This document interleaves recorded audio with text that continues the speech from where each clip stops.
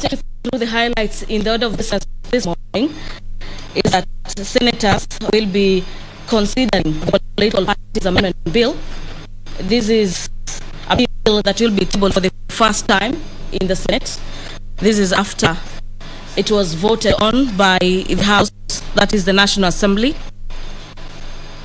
Members in their numbers voting to amend clauses in the Political Parties Act number 2011.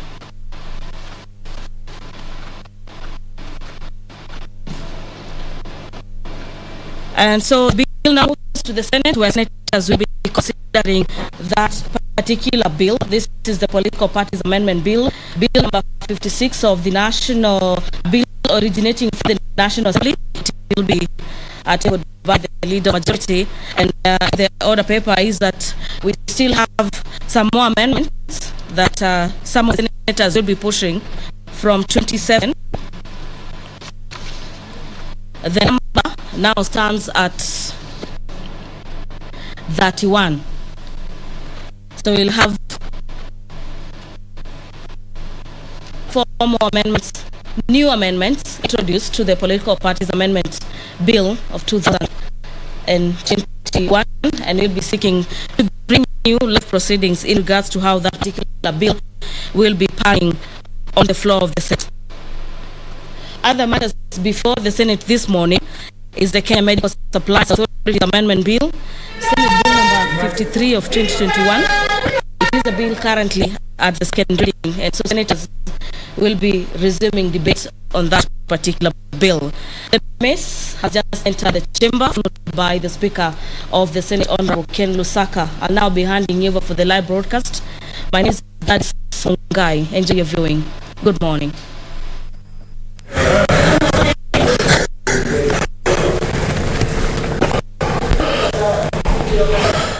Let us pray.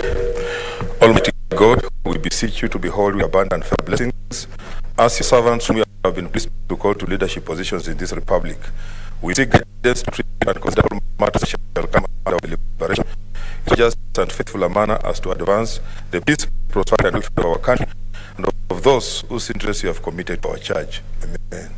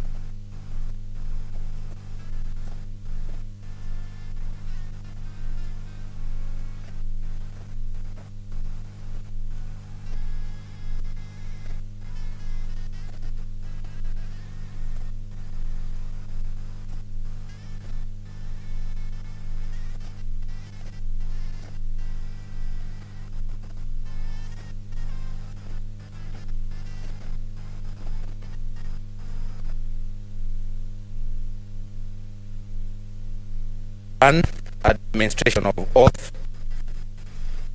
Order number 2, communication from the chair.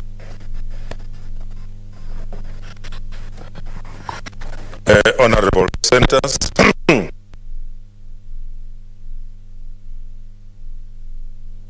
a happy new year.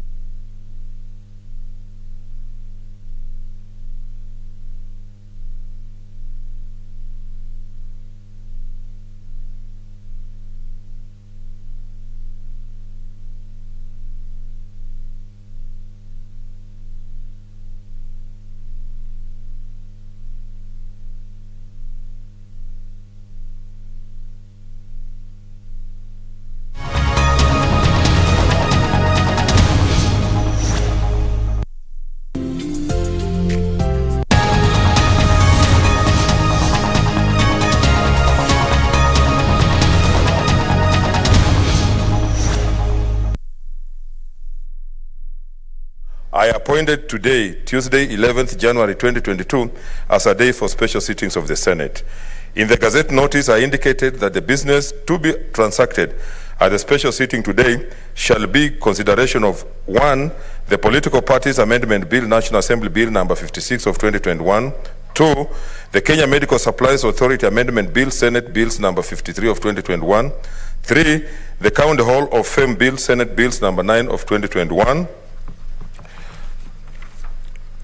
4, the Kenya Citizenship and Immigration Amendment Bill, Senate Bills number 33 of 2021, 5, the Kenya Sign Language Bill, Senate Bills number 5 of 2021, 6, the County Oversight and Accountability Bill, Senate Bills number 17 of 2021, 7, the Heritage and Museums Bill, Senate Bills number 22 of 2021, 8, the County Government's Amendment Bill, Senate Bills number 38 of 2021, and 9, the Intergovernmental Relations Amendment Bill, Senate Bills number 37 of 2021.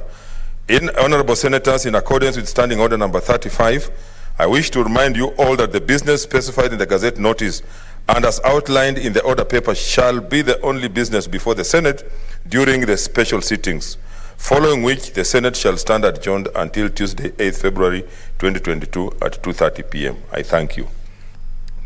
Next order.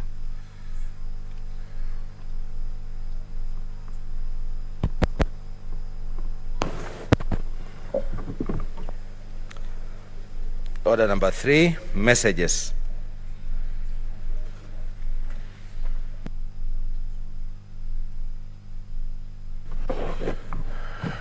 Honorable Senators, this is the message from the National Assembly. Passage of the Political Parties Amendment Bill, National Assembly Bill number 56 of 2021. Honorable Senators, I wish to report to the Senate that pursuant to Standing Order number 41, 3, and 4 of the Senate, I received the following message from the Speaker of the National Assembly regarding the passage by the National Assembly of the Political Parties Amendment Bill, National Assembly Bill number 56 of 2021. The message, which is dated Thursday, 6th January 2022, was received on Friday, 7th January 2022, while the Senate was on recess, and was transmitted to all senators on the same day pursuant to Standing Order number 41, 5. Pursuant to the Standing Order, I now report the message, which I quote: pursuant to the provisions of Standing Orders number 41.1 and 142 of the National Assembly Standing Orders, I hereby convey the following message from the National Assembly.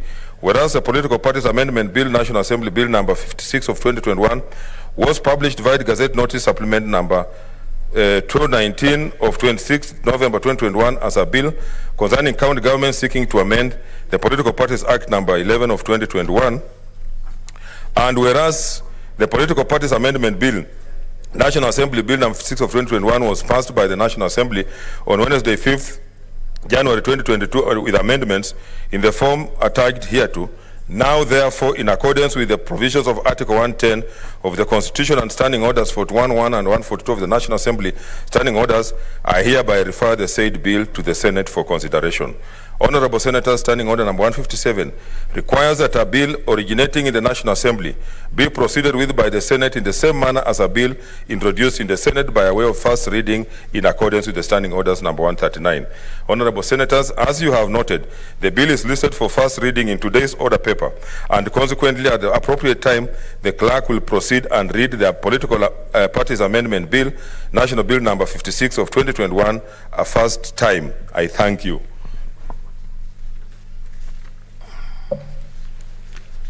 Order number 4, petitions. Order number 5, papers. Order number 6, notices of motion. Order number 7, statements. Order number 8, the Political Parties Amendment Bill, National Assembly Bills number 56 of 2021, first reading. A bill for an act of parliament to amend the Political Parties Act and for connected purposes.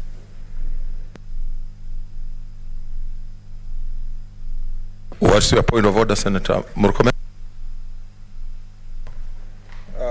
Thank you, Mr. Speaker. First of all, I'd like to join you in welcoming us here and say Happy New Year to all of us, to yourself, Speaker, and to my colleagues. Happy, very important 2022. We all know why it's important.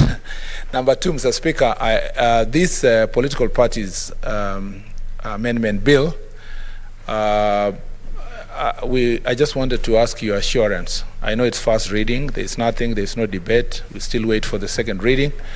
And the bill is going to be committed to the relevant committee. I want to assure you, Mr. Speaker, that because of the importance of this bill, that Kenyans will be given an opportunity through public participation, not a guided, rushed public participation, but a robust, well-publicized public participation that gives an opportunity. All Kenyans are waiting for this House, Mr. Speaker. Considering what happened in the National Assembly, the Republic is waiting, because what happened in National Assembly did not give an opportunity for debate of the issues. Kenyans are still even wondering why are these people bickering over this bill. I hope, Mr. Speaker, the public participation process will be so thorough, give Kenyans an opportunity, and then when we come back here, we have a debate that is going to give confidence to the people of Kenya that this is truly the upper house. So I just wanted that general assurance, Mr. Speaker, and of course take advantage of this opportunity to wish everybody a Happy New Year. Senator James Orengo.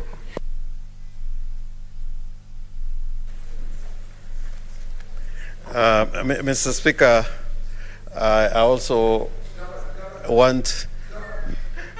No. Order, Senator Murkomen. Order.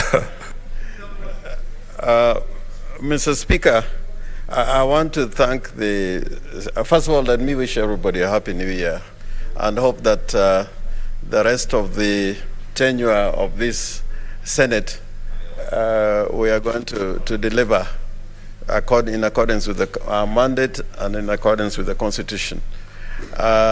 Mr. Speaker, I want to thank the Senator from Elgeyo Marakwet, and he would have noticed that all that there is today for purposes of this bill is that it should be read for the first time. There is nothing in the order paper that shows that is going to be read. The second reading is coming in this proceedings, this special sitting. And for the information of the Senator, I think the Senate Business Committee, in its consideration of this matter, emphasized the need to go through the entire constitutional, legal processes, including the directions in the standing orders.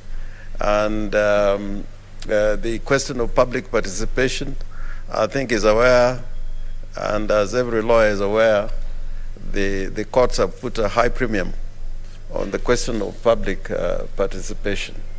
Maybe this point would have been brought out by the leader of the majority, but I've been party to the deliberations, partly chaired by you, Mr. Speaker, and since Mr. Speaker may not be able to speak on a matter that may attract debate, but I think under your leadership, there was direction that this bill be discussed comprehensively and thoroughly and robustly, and that is the way the Senate should go. As to the decision at the end, that is left to the House sitting in plenary or otherwise. So there should be no doubt about that, Mr. Speaker. Thank you. Senator Wambua. I thank you, Mr. Speaker. Mr. Speaker, I also want to join you in wishing my colleagues and yourself a Happy New Year 2022 as we commence the final leg of this session of the Senate. I hope that, Mr. Speaker, we will engage in a manner that instills confidence among the Kenyan population. Mr. Speaker, on that bill, yes, it is true that it's just been read the first time. Mr. Speaker, at times talk is cheap. Many times we refer to ourselves as the upper house. Mr. Speaker, an opportunity has presented itself to us through this bill that we must demonstrate to this country that indeed we are the upper house. Mr. Speaker, when that time comes, and this bill then follows the due process, public participation, sufficient time for people to ventilate on this bill. Mr. Speaker, how I wish and pray that each and every senator who will get an opportunity to contribute to this bill would demonstrate to this country and this world that indeed the Senate is the upper house. Mr. Speaker, I thank you. Senator Chararge.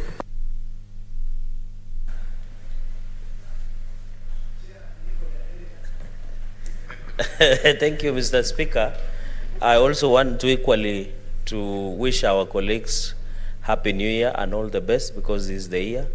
Number two, Mr. Speaker, I think I want to agree with everybody that it is very important that we rise above what we saw in the National Assembly by ensuring that we have and follow the Constitution as provided for, and ensure that all Kenyans, Mr. Speaker, have an opportunity of interacting, because we know under Article 118 of the Constitution, one of the key processes of legislation is to ensure that we have a public participation. And I want to thank the minority leader for assuring us that under the Senate Business Committee, they have assured us that this bill shall ensure that it leads to the full life of that is required for legislative process, Mr. Speaker.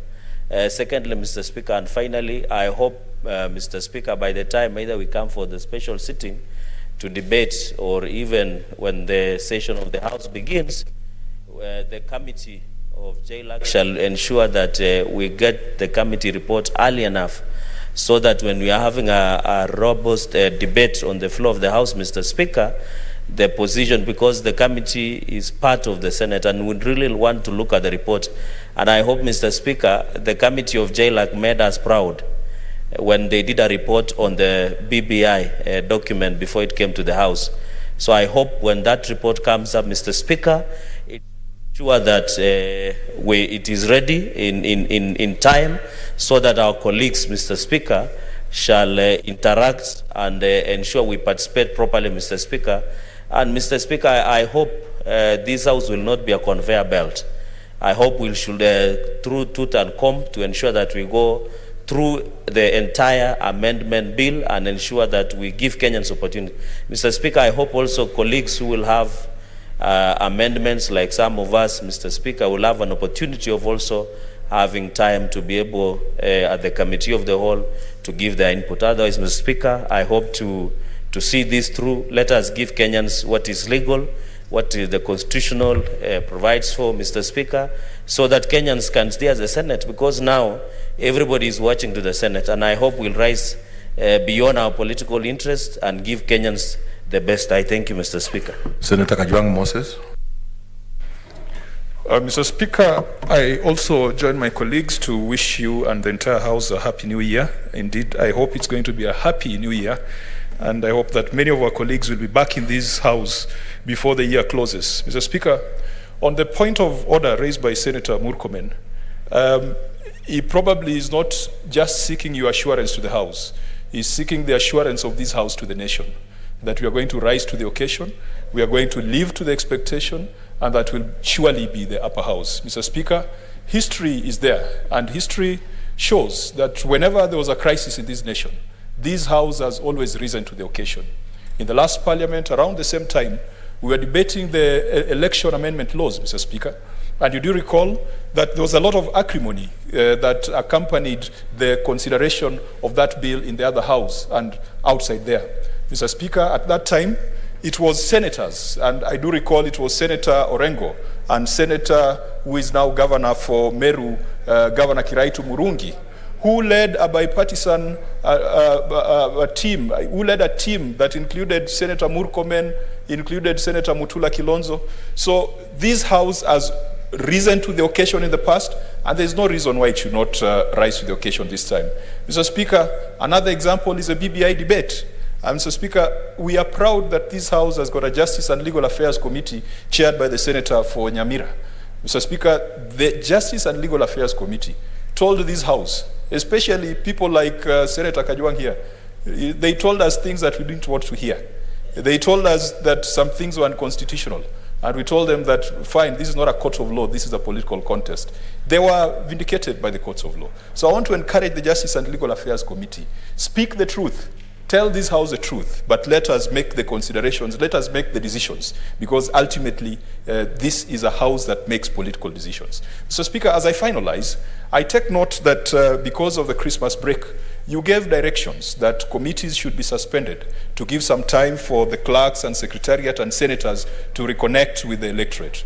But Mr. Speaker, I want to beg your indulgence that as we speak, the people that I represent, the people who live on the islands of Lake Victoria, are suffering because the national government has banned the operations of the private ferry service provider that plies Mfangano Island, Takawiri, and Luanda Kotieno in Senator James Orengo's county. Mr. Speaker, this is causing untold suffering.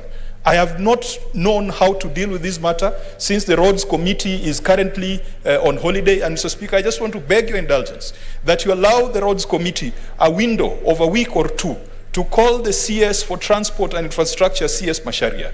Because, Mr. Speaker, to the people of the islands, a ferry is infrastructure. And in every other part of this country, it is a government that has provided infrastructure.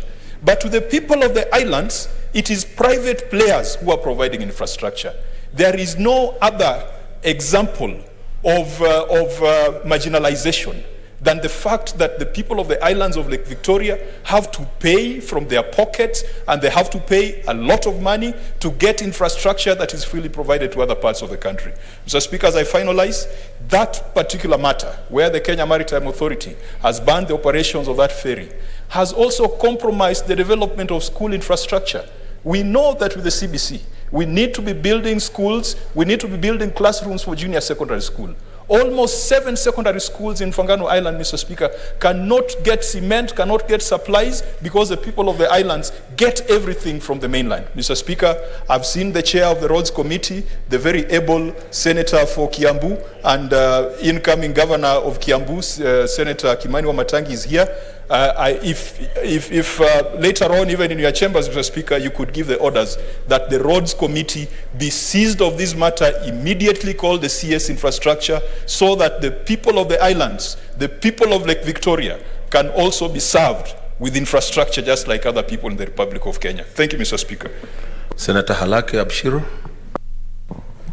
Thank you, Mr. Speaker. Mr. Speaker, I rise to join you in wishing my colleagues a Happy New Year, and just mention that as I sat here and listened to my colleagues, everybody hopes that the Political Parties Amendment Bill, National Bills number 56 of 2021, gets the due diligence it deserves, and that we do the right thing with it. But I think we should not be hoping, we should be reassuring this country that as senators, we'll do what we do best. We've just gone to say that in the BBI process, we did the right thing. If that's the case, what is different with this Political Parties Amendment Bill? So for me, on my part, I'm not going to hope that the due process is followed. I'm not going to hope that we'll do the right thing. I'm going to reassure Kenyans that from where I sit, this House will do the right thing, because if each and every one of us decides and commits to doing the right thing, there's no reason to hope. Every reason to just do it. And from where I sit, I would like to reassure the people of Isiolo, the people of this country, that we will, and my KANU party, that I will do the right thing, and that the Political Parties Amendment Bill will get the accountability it needs. It will get the due diligence it requires through the public participation that is constitutionally mandated, and that this House will do the right thing. Mr. Speaker, looking at the order paper today, we have several bills. This bill, while very important and topical at this time of elections, is not any different from all the other laws this House makes for this country. This House has been making laws to the best of its ability with every constitutional requirement ticked off on the box. So to insinuate or to say that this bill should be done this way and that way, and yet there's so many other bills on which we're not mentioning, is actually to apply double standards to certain legislative procedures just because this touches us as legislators. So I don't want to belabor this, but I would like to say I reassure Kenyans that anything that we do as this House, we will follow the due process as per the constitution of our country. I would like to also reassure reassure ourselves that we are not hoping we are going to do what is constitutional, what is right, and what will give Kenyans the confidence that this House is indeed an upper house. I submit, Mr. Speaker, and I look forward to working on this and doing the right thing with it. Thank you. Senator Wetangula. And if you keep them short, you will give an opportunity to many more people. Thank you, Mr. Speaker. I want to join you in wishing all colleagues a happy new year. Make one or two very brief comments on this issue before the House. Mr. Speaker, I think you are a very lucky speaker because there is no time you have ever wished to come to your chair with a helmet. Because this is a House where we talk, we debate, we agree, we disagree, but with dignity and with the respect that this House carries. Mr. Speaker, seeing what we saw in the lower house as this bill was being debated, it made some of us chill. We chill because, Mr. Speaker, there is no single member that is legislating for himself or his party or his region. We are legislating for the country. And every bill we pass must be a bill that makes this country a better place to do our politics and to do anything that we need to do within the law.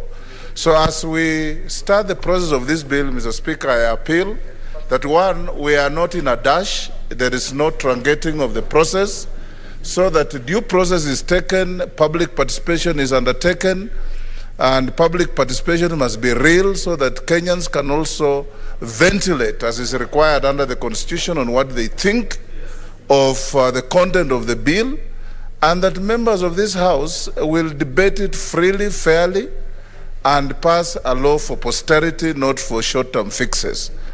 Mr. Speaker, as I finish, I want to urge that we live to what we have always said. This is a House of reason, a House of senior members of our society that see any disagreement on matters of principle as a discourse in debate, not as an affront to each other. Mr. Speaker, I was appalled to see in the National Assembly a member of Parliament beckoning another to come closer to him and then physically assaulted him very viciously, as if they were at war, Mr. Speaker. And the scenes we saw, Mr. Speaker, the TVs were juxtaposing violent scenes in the Kenyan parliament and violent scenes in notoriously violent parliaments of Korea, of Italy, and Somalia. It is a shame, Mr. Speaker, that we can reduce ourselves to that level. I remember, Mr. Speaker, and I salute the distinguished nominated senator from Ruiru. When one time I said something that offended him, he became very livid, but later followed me and said, look, I realized that being livid on the floor of the Senate doesn't help anybody because nobody was interested in my rage. There's a colleague here who has told Mr. Speaker in the National Assembly, he used to be notorious for grabbing the mess. He came here and one time he contemplated that and he saw that nobody was interested in that kind of behavior. Yes, so this House, Mr. Speaker, must live to this level of dignity and give the country a law that the country is waiting for. Thank you, Mr. Speaker, and I congratulate each and every of the senators for shedding off some of their ugly past and remain distinguished senators of this House of Parliament. Senator Kimani Wamatangi.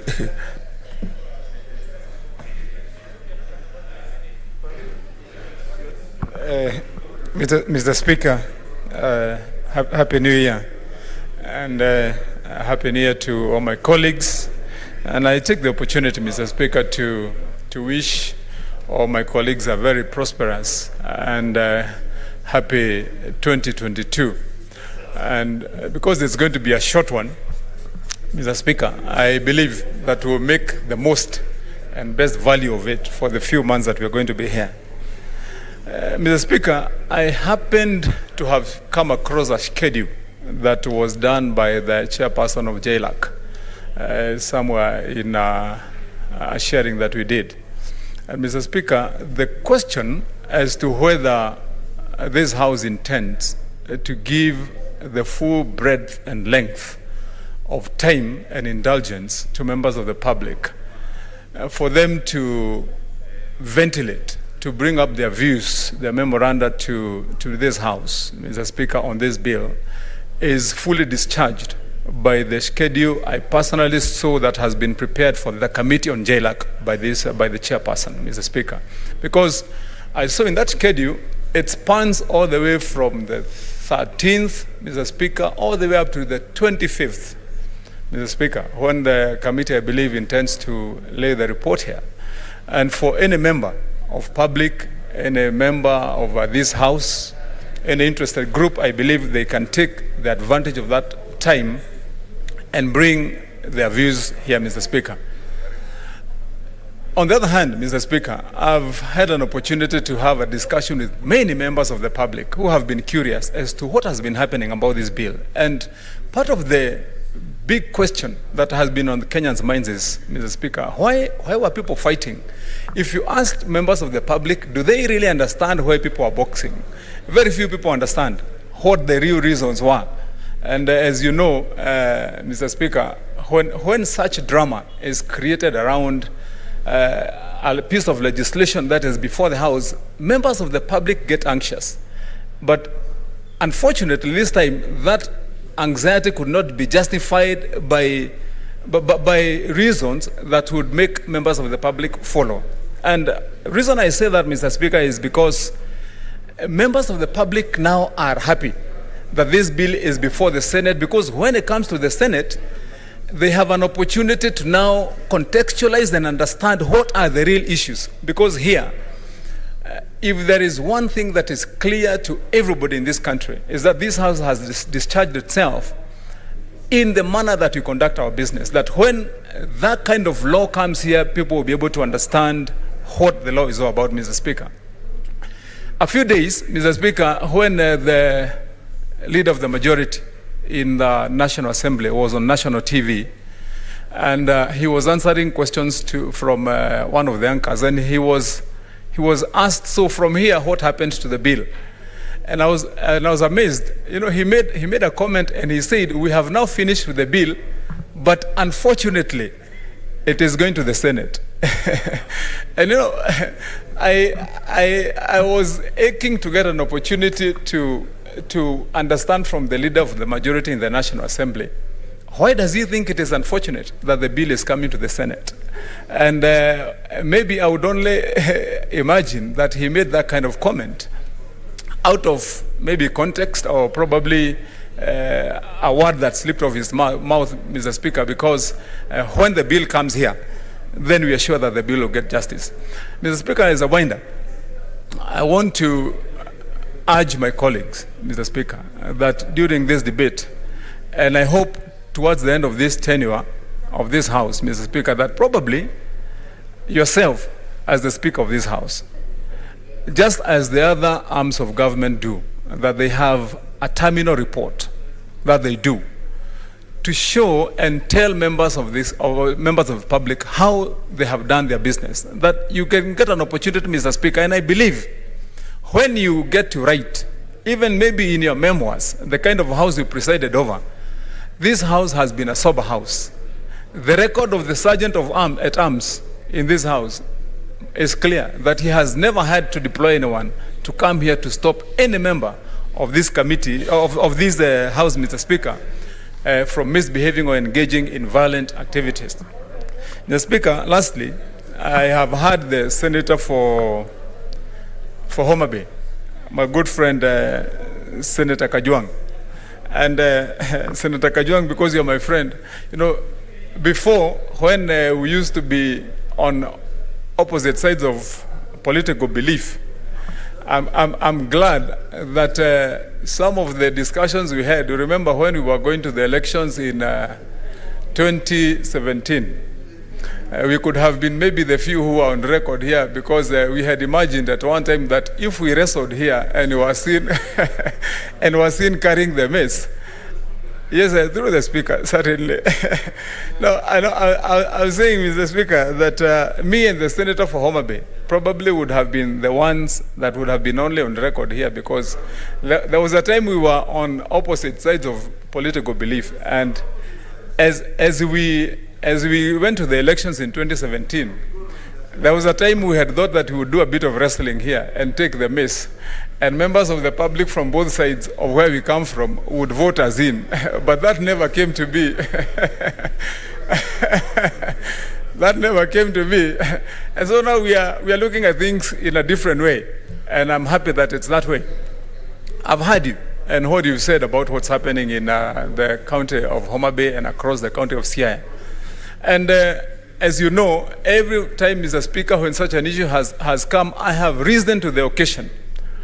Only, unfortunately, Mr. Speaker, sometimes when I have, either in my capacity as the chairman of transport, or even in my private capacity as a businessman, sometimes I get let down. And I want to rope in Senator Orengo, the senator for Siaya.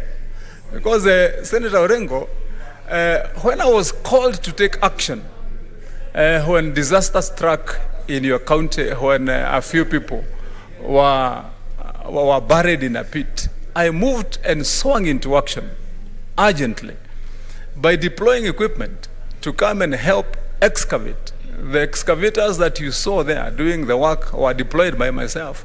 But today, Senator Orengo, I am struggling to get the attention of your county government to settle dues for people that we deployed and equipment that we deployed to do that, to do that work for 21 days running. And probably these are some of the things that probably, Mr. Speaker, we should look at. How are our county governments working? If you find, for example, Mr. Speaker, that human beings who are in a county like that get buried, Mr. Speaker, in a pit, and then because they don't have emergency measures, you deploy privately so that you can save lives. But at the end of that, it becomes a struggle that nobody can even listen to you when you saved lives, Mr. Speaker. And I wanted to be on record so that Senator Orengo can take it up when he got to Siaya. It is my people who were the first responders to that disaster. But now they queue there to get attention. Mr. Senator Kajwang, keep it to short. The Speaker, I want to assure you that action is going to be taken by my committee. Yes, a point of order.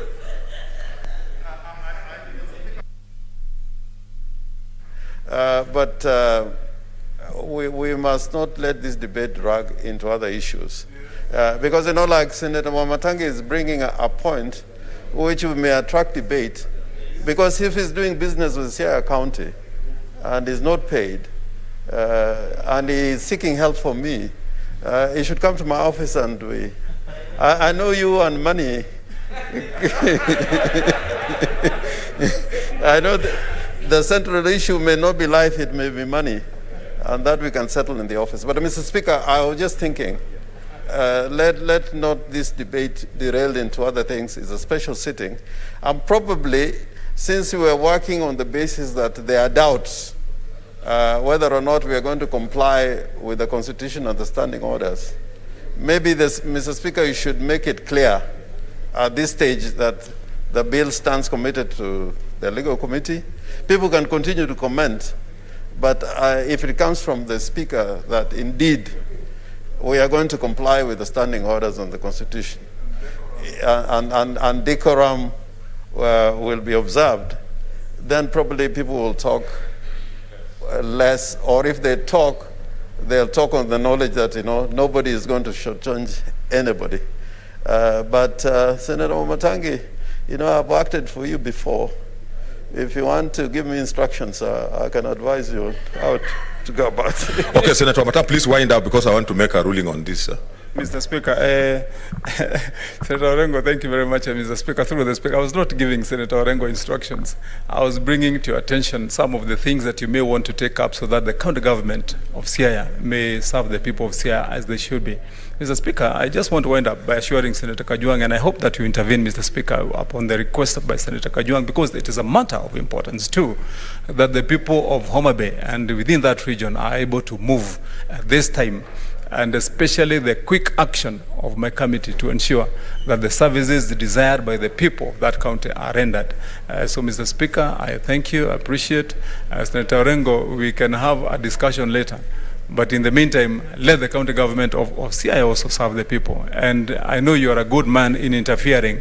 Please intervene so that work can be done. Thank you, Mr. Okay, honorable senators, since this is today is just a first reading, so I will, no. I will just allow the leader of majority and one, the commissioner came late.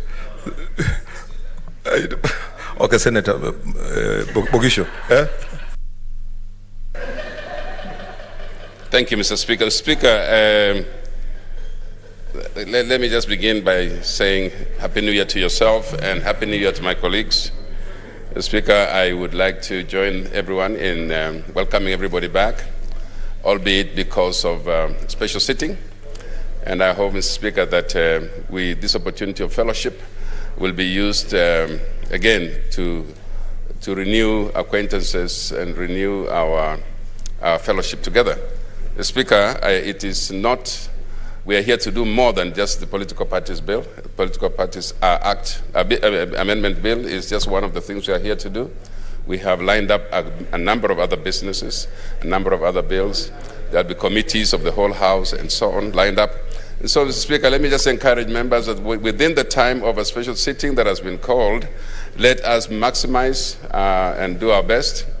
We have already received assurances, Mr. Speaker, from members who've spoken before me, so I'm not going to go into them, that they have all assured us that this is going to be a house of reason and that nothing will go wrong. Mr. Speaker, the entertainment we got in the other house was sufficient to mar the name of the parliament, but we can redeem that using this house, Mr. Speaker. And so we'll use the opportunity here to redeem that. Wananchi in Kenya to see that there's a big difference between this house and the other. I will not go into the details of how things are going to be done, but the committee that's responsible will help us with the next special sitting. So as soon as we know that the committee is ready and have submitted a report, Mr. Speaker, we should be then able to call a special sitting so that we can continue with the rest of the activities to bring this bill to its conclusion. Speaker, sometimes I hear people saying we are not a conveyor belt, but sincerely we are. I mean, all houses are conveyor belts. You are just moving it from one house to the other, then to somebody else, because we are not the final guys. The final signature is not ours. So we are basically a conveyor belt. There's nothing wrong with being a conveyor belt, but let's do it within reason. Let's do it with confidence that we have exhausted every reason and every step that we need to do. I'm sure, Mr. Speaker, that we have come to that agreement and you can continue with the ruling. I want to say thank you to all members and wish everybody a good year. Of course, it's a good year because it is the year when we all look forward to elections. So I hope it's a good year. A good health to everybody, and may God bless you. Thank you. I wanted to give an opportunity to the chair so that then I make a ruling in the chair. Senator Omogeni. Thank you, Mr. Speaker. I first want to join you and other senators in wishing all other senators a happy new year 2022. Mr. Speaker, there is a wide consultation to my right. Yes, thank you. Mr. Speaker. So, point of order, Senator Nyamunga. Thank you, Mr. Speaker, first of all, for allowing me to make a point of order. Mr. Speaker, I think we are coming to this house for the first time this year. And I can see several ladies seated in this house, including myself. And the way at which business is being conducted, I think there is bias in this house. And right now, we are going for elections, And even the two-thirds gender rule has not been sorted out. So I don't know what will happen in this country in future if this is the trend that we are seeing, even as we sit here today, Mr. Speaker. Order. Yes, Senator Murkomen. Mr. Speaker, is it in order for Senator Nyamunga, who is a member of the Speaker's panel, Mr. Speaker, and who is charged with the responsibility, your panel is charged with the responsibility of dispensing business in this House, to accuse you publicly, Mr. Speaker, that the business you are running from the chair is gender biased, that you don't like women, when, Mr. Speaker, the reality is that you have two members of the Senate here who are ladies, who are members of your panel, Mr. Speaker. And the reality, Mr. Speaker, is that Senator Nyamunga arrived in this House way after Senator Abshiro had spoken, Mr. Speaker, on this very important matter. Is that in order, Mr. Speaker? And in fact, to make it worse, the immediate business after this is prosecuted by a lady, Mr. Speaker, insofar as the bill of KEMSA is concerned. Is it in order, Mr. Speaker? Order, senators, order.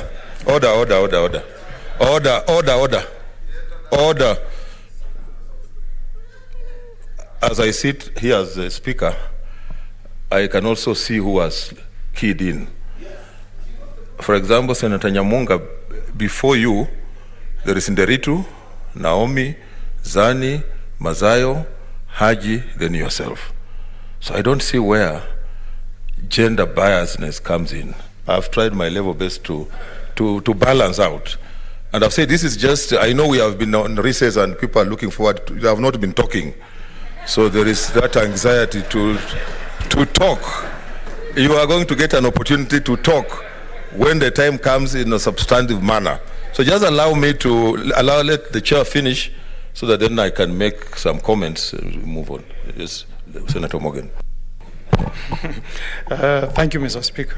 Before that interruption, Mr. Speaker, I was joining you and other senators in wishing other senators a happy and very successful 2022. Mr. Speaker, I want to agree with the sentiments that have been expressed by the Minority Leader, Senator Orengo, and also the point that was raised by the Senator for Marakwet, Senator Murkomen, Mr. Speaker, that we should show Kenyans that we respect the supremacy of the Constitution and that we'll give Kenyans an ample opportunity to engage with the Senate in qualitative and meaningful public participation. Mr. Speaker, I want to assure the Senate that the committee that I chair and which has proudly to other senior councils and very other able members will give the people of Kenya an opportunity to present their views before my committee, before we table our report before the House. Mr. Speaker, as lawyers, we must learn from jurisprudence that has come from our courts of law. And every lawyer knows, Mr. Speaker, that if you go through a legislative process, that does not accord Kenyans an opportunity to have a meaningful public participation, then you are setting such a law for failure. So, Mr. Speaker, let's do the right thing. Let's not proceed in haste. Let us give those who support this bill an opportunity to appear before us and say why they support. Those who oppose should also get an opportunity to appear before us and present their views. And finally, Mr. Speaker, a decision as to whether to pass or not to pass this bill should be made on the floor of this House.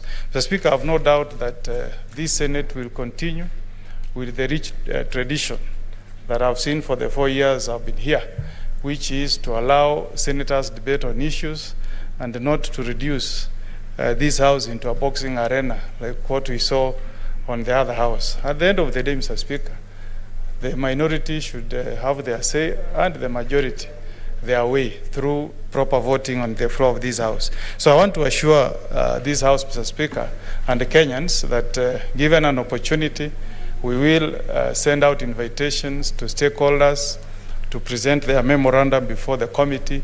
We will give an opportunity to those who may want to appear before this committee to What is a point of order, Senator Zan? Thank you, Mr. Speaker. I just want to raise a point of order with regard, and now that it was the chair of the legal committee speaking, and earlier when I'd hoped to speak, I wanted to point out that we have 8 bills, many which have been on the order paper. We have a situation where we need to seek concurrence with the other house, 110.3, and we also have the time factor, Mr. Speaker. Most of these bills have been dispensed in this house very meticulously, with a lot of discussion, a lot of input, and a lot of research. And I want to say that it would be important for us to come up with a strategy through your office or through the clerk's office that we liaise and find a way of making, pushing these bills to become acts.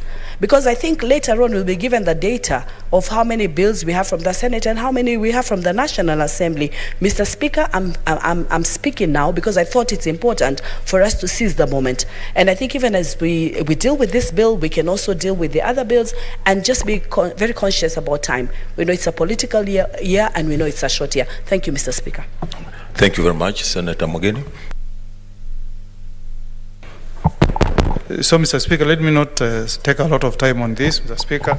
I therefore want to conclude by asking members of the public and stakeholders that once this process is opened up for Kenyans to give their views, please feel free to engage with the Senate, engage with my committee, present your views, and you'll be accorded an opportunity to be heard.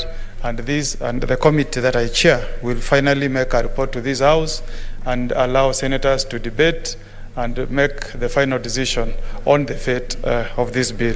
Thank you, Mr. Speaker. Okay, order, senators. Take your seat, Senator.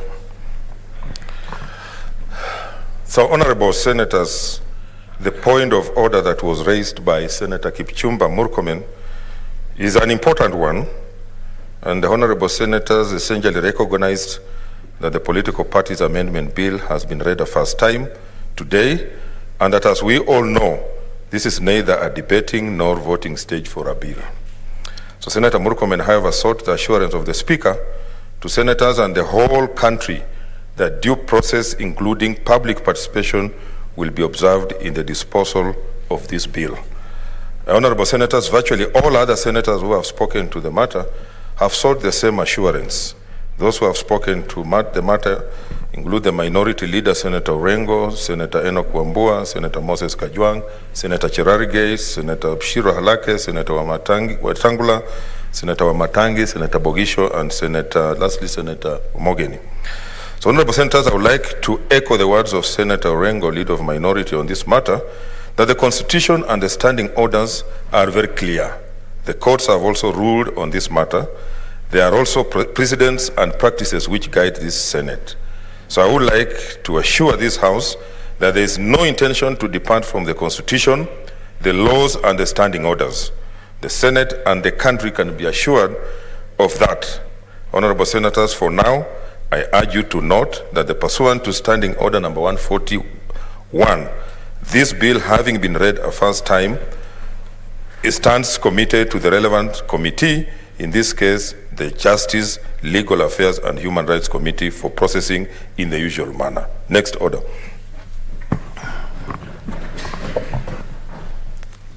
Order number 9, the Kenya Medical Supplies Authority Amendment Bill, Senate Bills number 53 of 2021, second reading.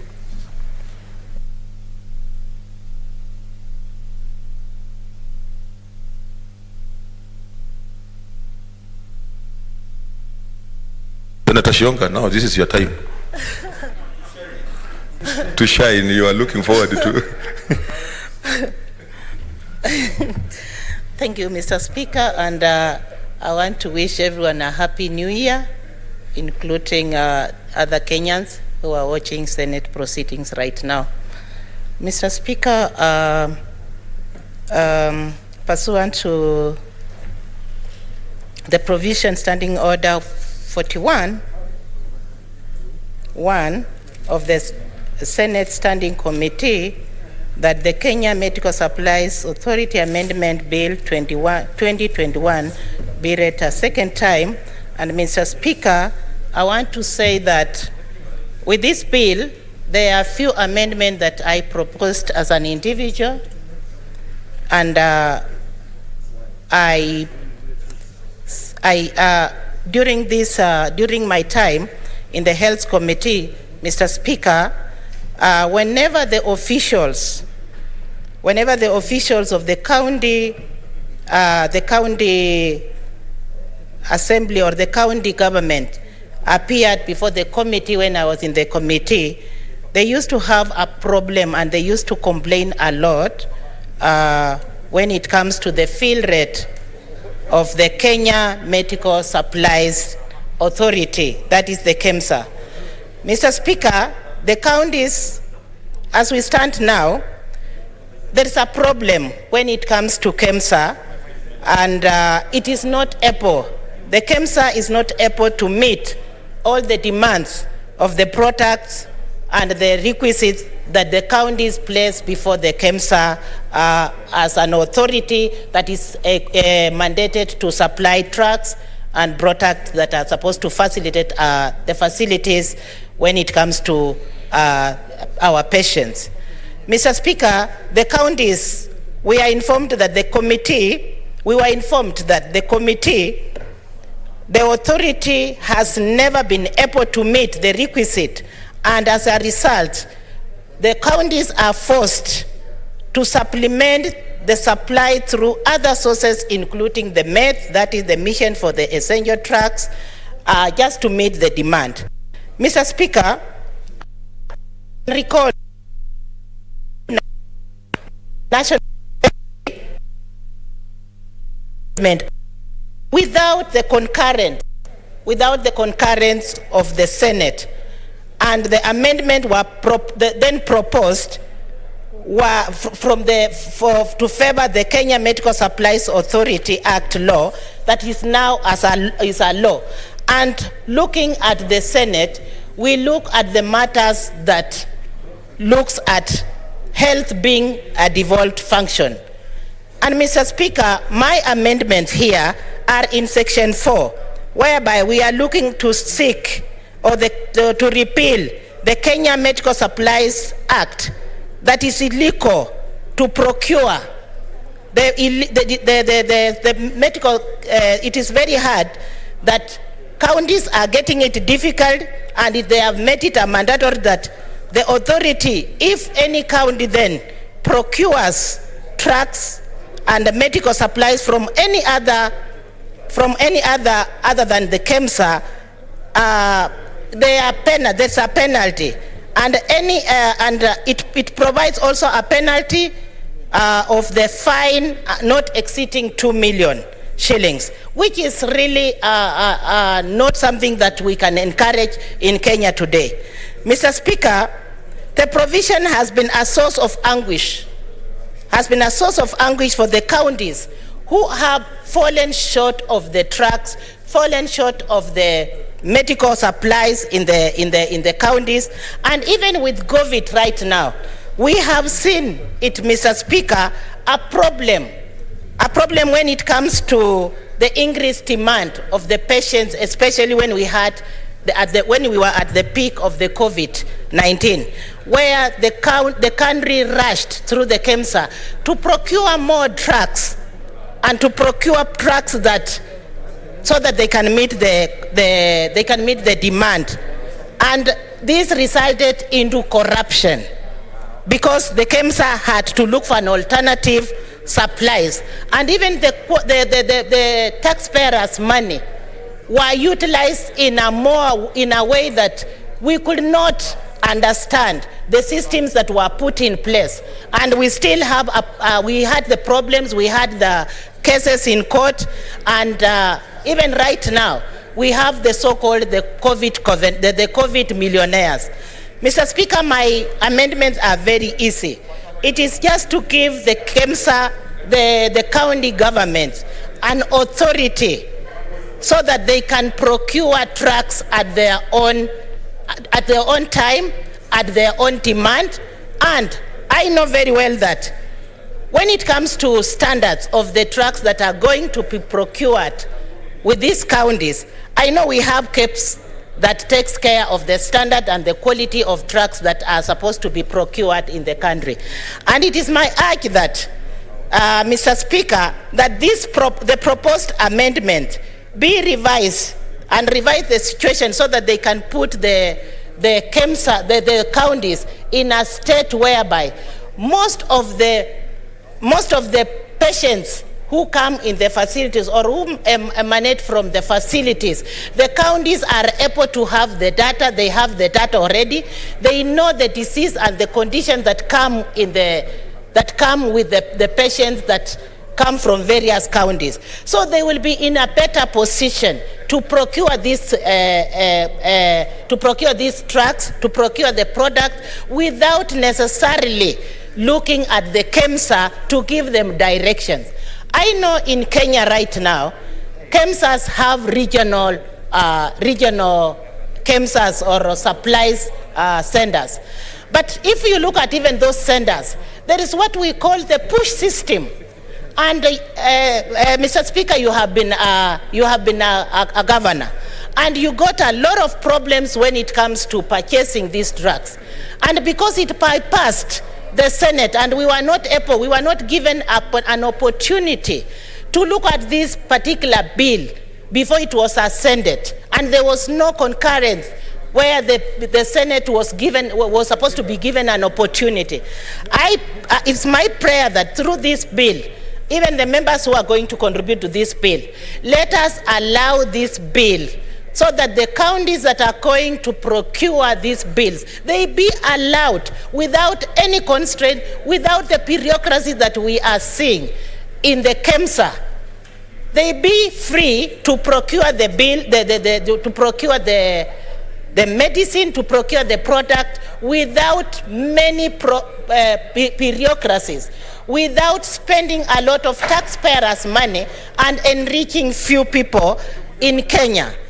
Mr. Speaker, most of the counties, when they come to the committees, they are asked, and even the statements that are read in these houses, we get that most of the people or most of the statements that come even to the health committee, it is all about the supply, it's all about the shortage of the trucks, it's all about the shortages of the equipment they need. So my proposal here and my prayer in this bill, it is that let us repeal the section that constrain the counties from equipping their own facilities with the fact that they are the ones who have these facilities, they are the ones who see these patients, they are the ones who have the data, they are the ones who have the facility that lack this equipment. Mr. Speaker, when we look at the health committee, the health as a devolved function, let us also ensure that the push system that is applied with the KEMSA, whereby when the trucks are procured by KEMSA, these trucks, most of them are given to the county government or the county facilities through a push system, whereby most of these drugs are given to them when they're just about to expire, and they do very little to enable the patients get the certified services that they require. Because when they realize that this medicine or these products are just about to expire, is when these drugs are pushed. What's your point? There's a point of order. To facilities. There's a point of order from Senator Nderitu. Okay. Thank you, Mr. Speaker. I'm not really getting what distinguished senator is talking about, the push system, because I thought when the medicine is taken to the county is through what they have procured. Because what she's saying is like when the drugs are just about to expire, they are taken to the counties without their request. I'm not getting, maybe she can clarify. Thank you, Mr. Speaker. Okay, distinguished senator. Speaker, what I'm saying here about the push system, I'm just saying that the push system that is put into place by KEMSA, most of the trucks, yes, the counties are required to request for the trucks, or for the medicine of the product they want. But most of the system that is, or the system that is in KEMSA, most of these products are given to the facilities, the bureaucracy that is in KEMSA, then delays the whole system, whereby when the drugs or when the products are given to the facilities, it is late. The bureaucracy that is there, it is late. And then, hence, it makes it cumbersome to the county government to facilitate their patients or facilitate what is required at the county level through their facilities to make sure that the patients are treated in the right time, the patients are attended to the right time, and even the push system that is put into place, even though they request, and this you have had it, you have been in the committee and you know, you are a pharmaceutical by profession. You know when you request for a product, the product is supposed to be utilized immediately because we are dealing with patients. Most of them, they are emergencies. So I'm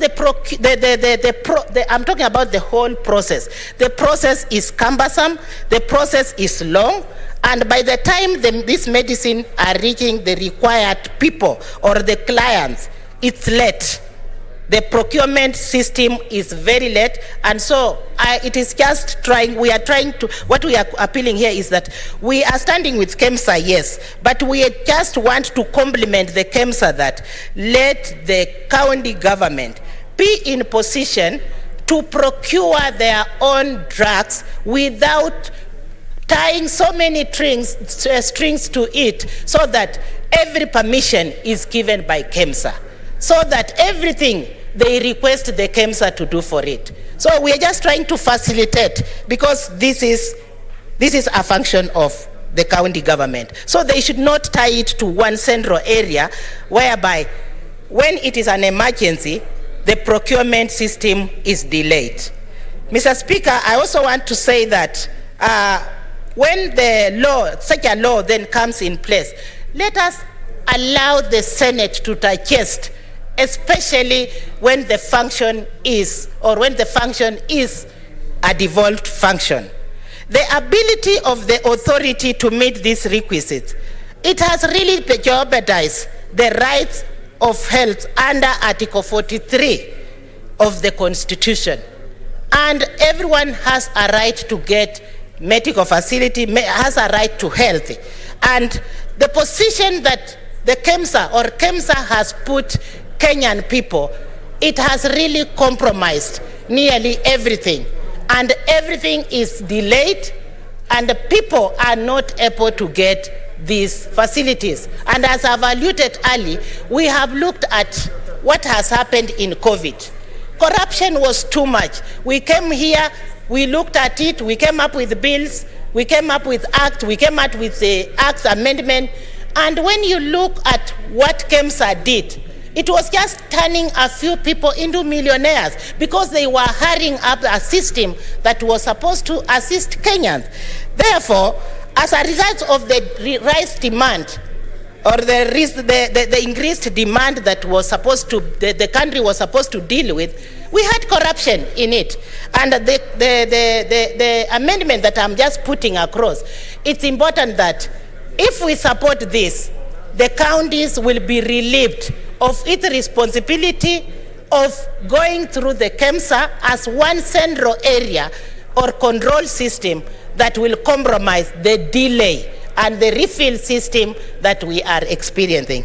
And it is with this that, Mr. Speaker, because it's a few amendments that I just want, I've just put across, I want to take these few remarks, and I beg Senator Musurube to second this bill, and this bill of the Kenya Medical Supplies Authority Amendment Bill 2021, that be read a second time with Senator Musurube seconding it. Thank you. Move the bill. Okay. Mr. Speaker, I take this opportunity to move the bill to be read the second time and ask Senator Gertrude Musurube Daktari to second the bill. Thank you, Mr. Speaker.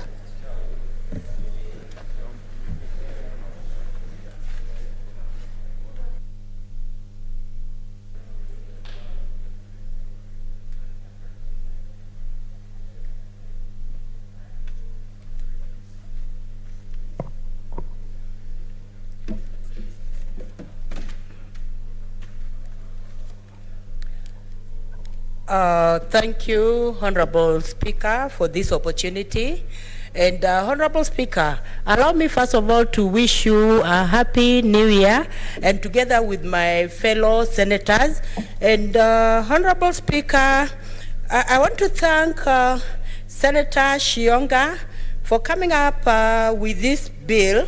And I want to say that she was actually hawk-eyed, because it is an amendment that is crucial, and it's unfortunate that it is an oversight that was not seen earlier on. What Senator Shionga is actually bringing on the floor of this House is a bill that we cannot ignore, Honorable Speaker. And this is a bill that really involves county governments, and our business as a Senate is to actually support and ensure that the interests of county governments are actually covered. It is our business to protect the interests of county governments. Health is an important sector, Honorable Speaker. And what Senator is just proposing, and it is indeed a very good proposition, that when it comes to procurement of drugs, Honorable Speaker, it should not be one body taking the monopoly, Honorable Speaker. And why am I supporting her? I'm supporting her simply because I know very well that when one body is designated, the authority to procure drugs in the whole of Kenya, there's going to be delay of drugs reaching the counties, and there's going to be also an issue of drugs expiring in the process of the drugs being procured. Honorable Speaker, I want to suggest that it is very encouraging that KEMSA should be involved, and in fact counties should be encouraged to procure from KEMSA, but it should not be an obligatory requirement. It is not mandatory, Honorable Speaker, that counties must procure from there. Honorable Speaker, there is need to allow healthy competition, Honorable Speaker. And in healthy competition, that is when manufacturers look for quality products and ensure also the economy of scales is there. And when the economy of scales is there, Honorable Speaker, then the drugs, are friendly in terms of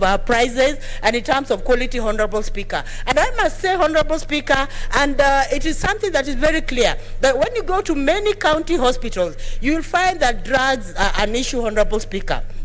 Honorable Speaker, I was the other time at Lumakanda, hospital.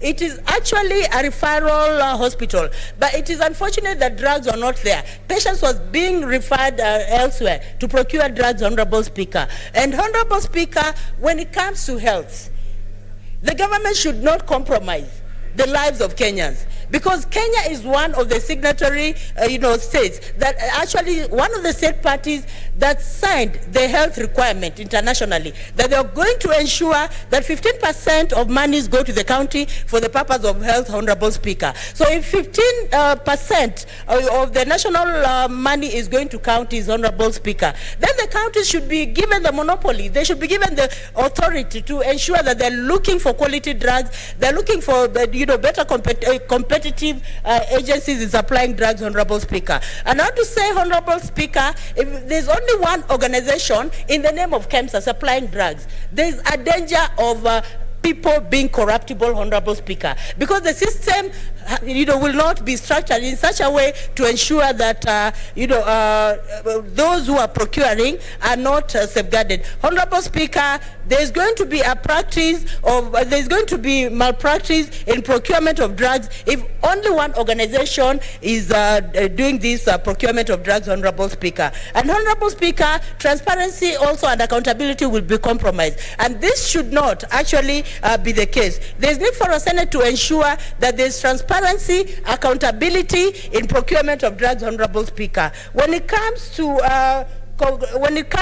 also procuring drugs, Honorable Speaker, we need to allow other organizations to come up so that they improve on the quality of drugs that they are actually providing to hospitals. And Honorable Speaker, we must also know that the Constitution is very clear. When it comes to the health of Kenyans, it is actually a right.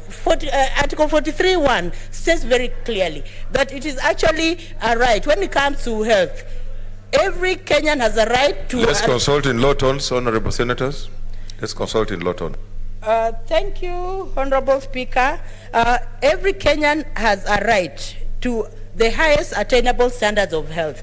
And when you're talking about highest attainable standards of health, we are looking at drugs, Honorable Speaker. There are so many patients who actually, their situation is dire simply because they don't have drugs. They go to hospitals, they don't have drugs. And Honorable Speaker, I'm looking at the common man.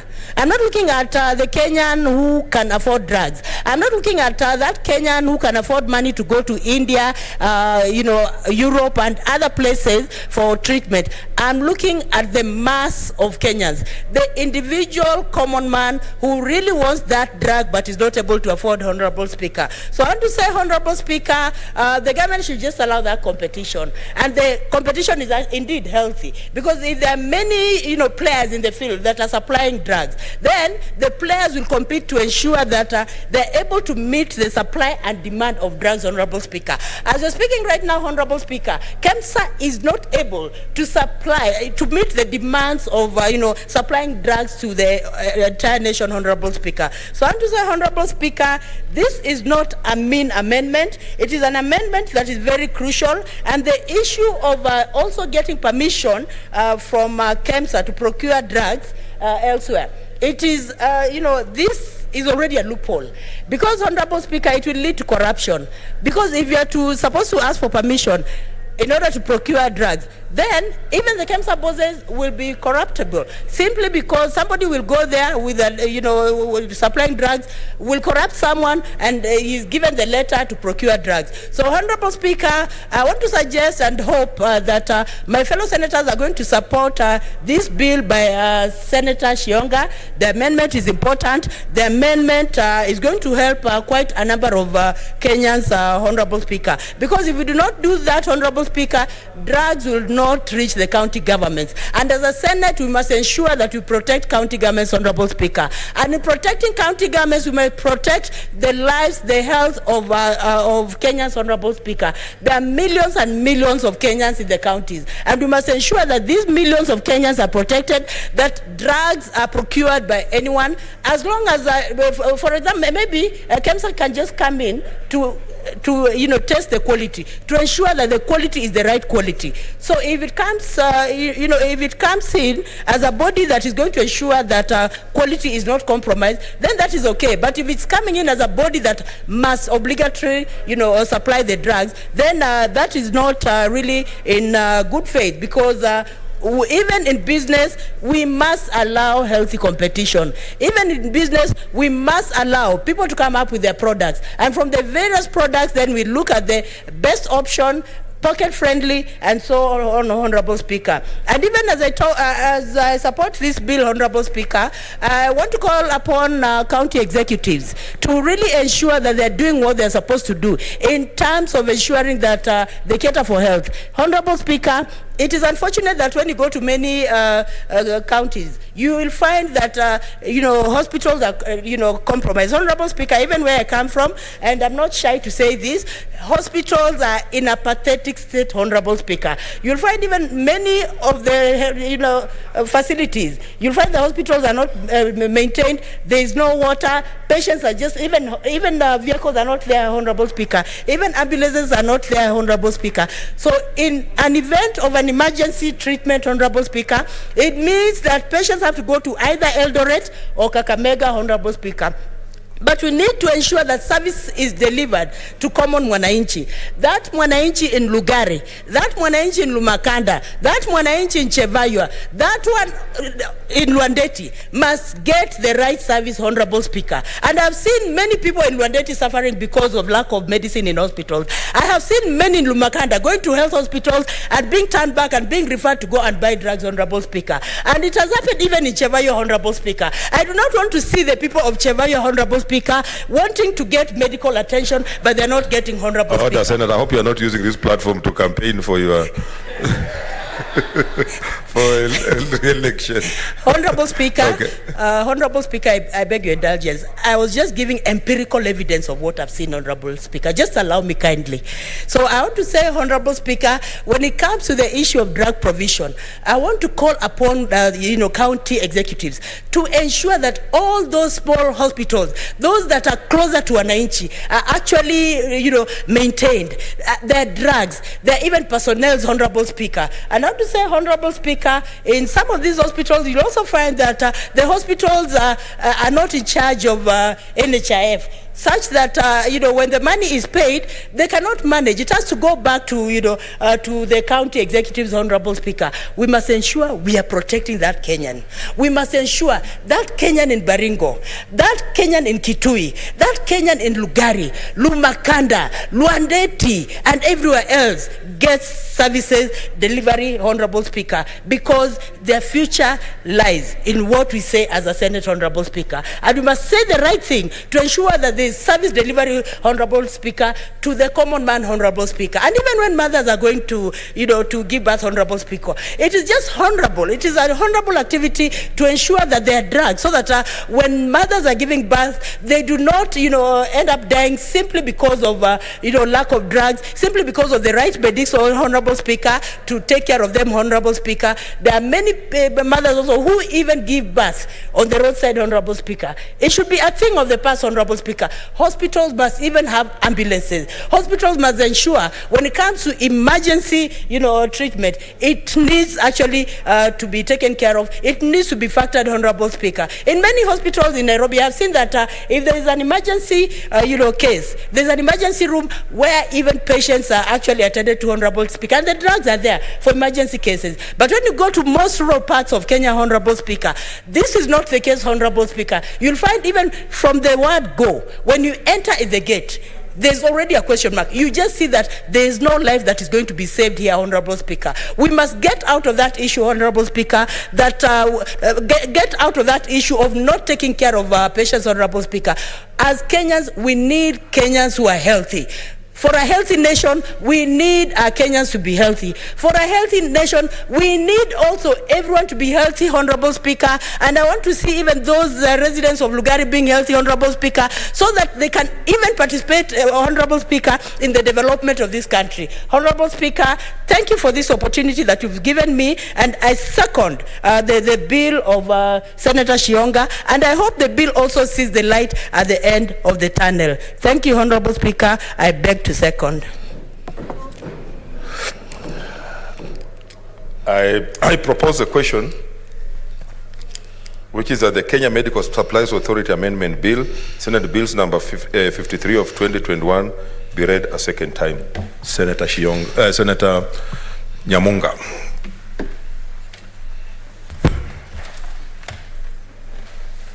Thank you, Mr. Speaker. I rise to support this motion, this bill, the amendment bill by Senator Shionga.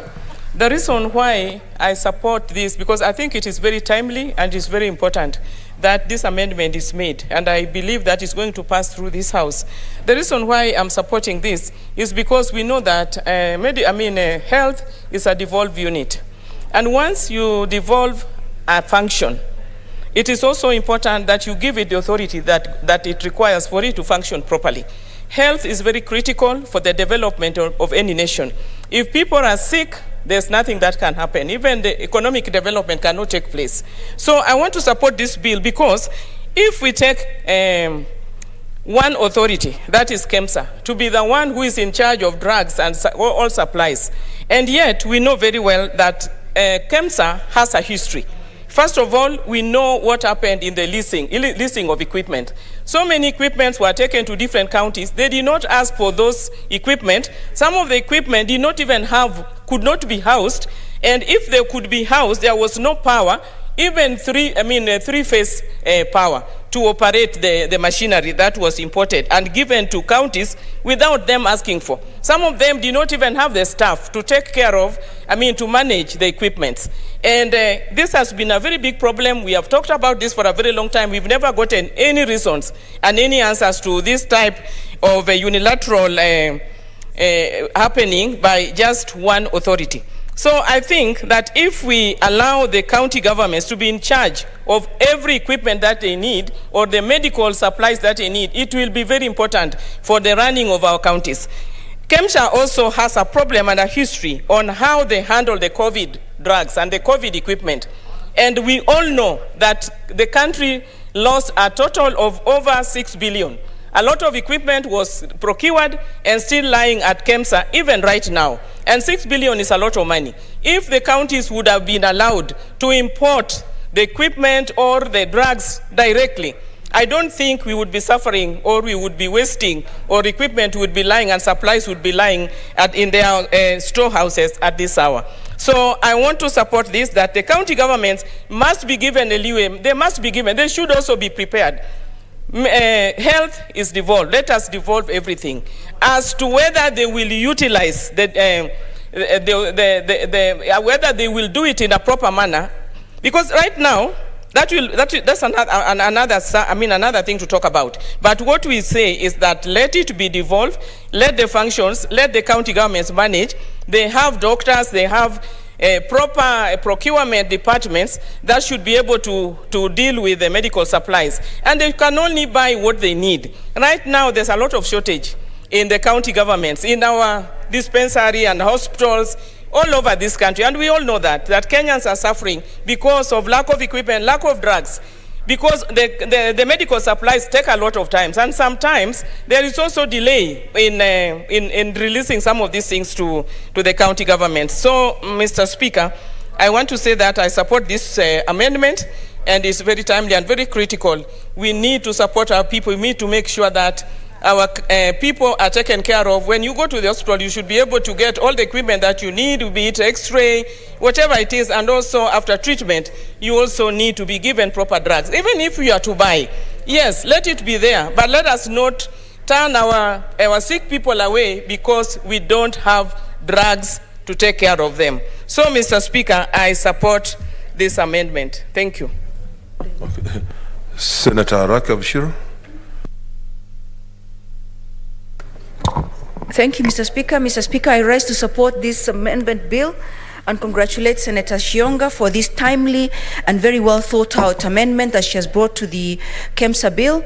Mr. Speaker, as she has very well articulated, health is a devolved function, and any legal or legislative amendment or legislative framework that then seeks to entrench devolution and seeks to ensure that services are taken to the front line of service provision should very much be supported. So I congratulate her for this thoughtful and very well thought out legislation. Mr. Speaker, as stated, of course, Article 43(1) of the Constitution of our country guarantees every person the right to the highest attainable standards of health, and there's no way you can give the highest attainable standard of health if you don't have drugs in our facilities, and if we don't have the requisite facilities close to the people, so to speak. Mr. Speaker, though, I hope that Senator Shionga will consider. I haven't gone down enough to see that the requisite quality controls have been put in place in case where the counties have to procure directly and do not have to go through KEMSA for the bulk procurement, because again our counties are still quite young. Their procurement processes may still be going through certain developmental and incremental strength in terms of capacity, in terms of timeliness, in terms of the human resource. So I'm hoping that as we do these amendments, then the requisite quality controls have been put in place to ensure that we do not create undesired consequences by amending the KEMSA bill, but then not putting the requisite controls in the counties to ensure that then we don't get a situation where we have different quality of service in different counties. We don't have different quality of drugs in different counties and different quality of equipment in different county hospitals. That having been said, Mr. Speaker, one of the things I like about this bill is that it also gives autonomy to our counties to develop the requisite capacity to procure, especially in the sectors that are devolved, such as health. Mr. Speaker, health services are delivered under paragraph 2 of the 4th schedule of the Constitution, and the county governments are mandated to ensure delivery of health services under the county health systems in order to provide services that guarantee highest attainable standards. So again, I think quality is very important, but also I hope then as well the requisite bulk procurement controls have been put in place, so that then if individual counties procure individually, then it doesn't cost the taxpayer a lot of money, because now we're talking of smaller quantities as opposed to the bulk procurement that the KEMSA was able to do. Again, that having been said, it doesn't mean that KEMSA was cheaper, because I know, especially during the times that we have looked at certain KEMSA procurements, they've sometimes tended to be actually more expensive, as we all know. But that having been said, ideally then bulk procurement of health and other equipment and services usually should translate into cheaper or better quality and cheaper costs for the taxpayer. So these are some of the things that I hope, as we amend the provisions that require county governments to make sure that KEMSA is their first point of call, to ensure that quality and cost controls are also put in place, so that then we do not end up with very expensive, poor quality things in each of the counties that are not also consistent with the provisions under Article 43(1) of the Constitution, for that every Kenyan should get the highest standards of services. Mr. Speaker, with regards to the functions of the county government in terms of Article 110 of the Constitution, again, this bill aligns very well with it, and I'm very happy that we, as senators, with our mandate under Article 96 of the Constitution, continuously continue to ensure we entrench devolution, that we entrench devolved functions, because again, as we fight for resources for counties, one of the main drivers of making sure resources are taken down to the grassroots and to the counties is to make sure functions are also devolved. And this bill does just that, to ensure that resources follow function. And therefore, I don't want to say too much, because it's a very straightforward bill. It's a very straightforward amendment that I'm sure will be supported by honorable members, because it does entrench devolution, it does devolve functions, which ideally then should attract resources, and then we, as the House that is mandated with protection of counties and its governments, have then better chance at ensuring that resources are devolved, because functions have also been devolved. I support Mr. Speaker, and I congratulate Senator Shionga once more. Senator Mudama.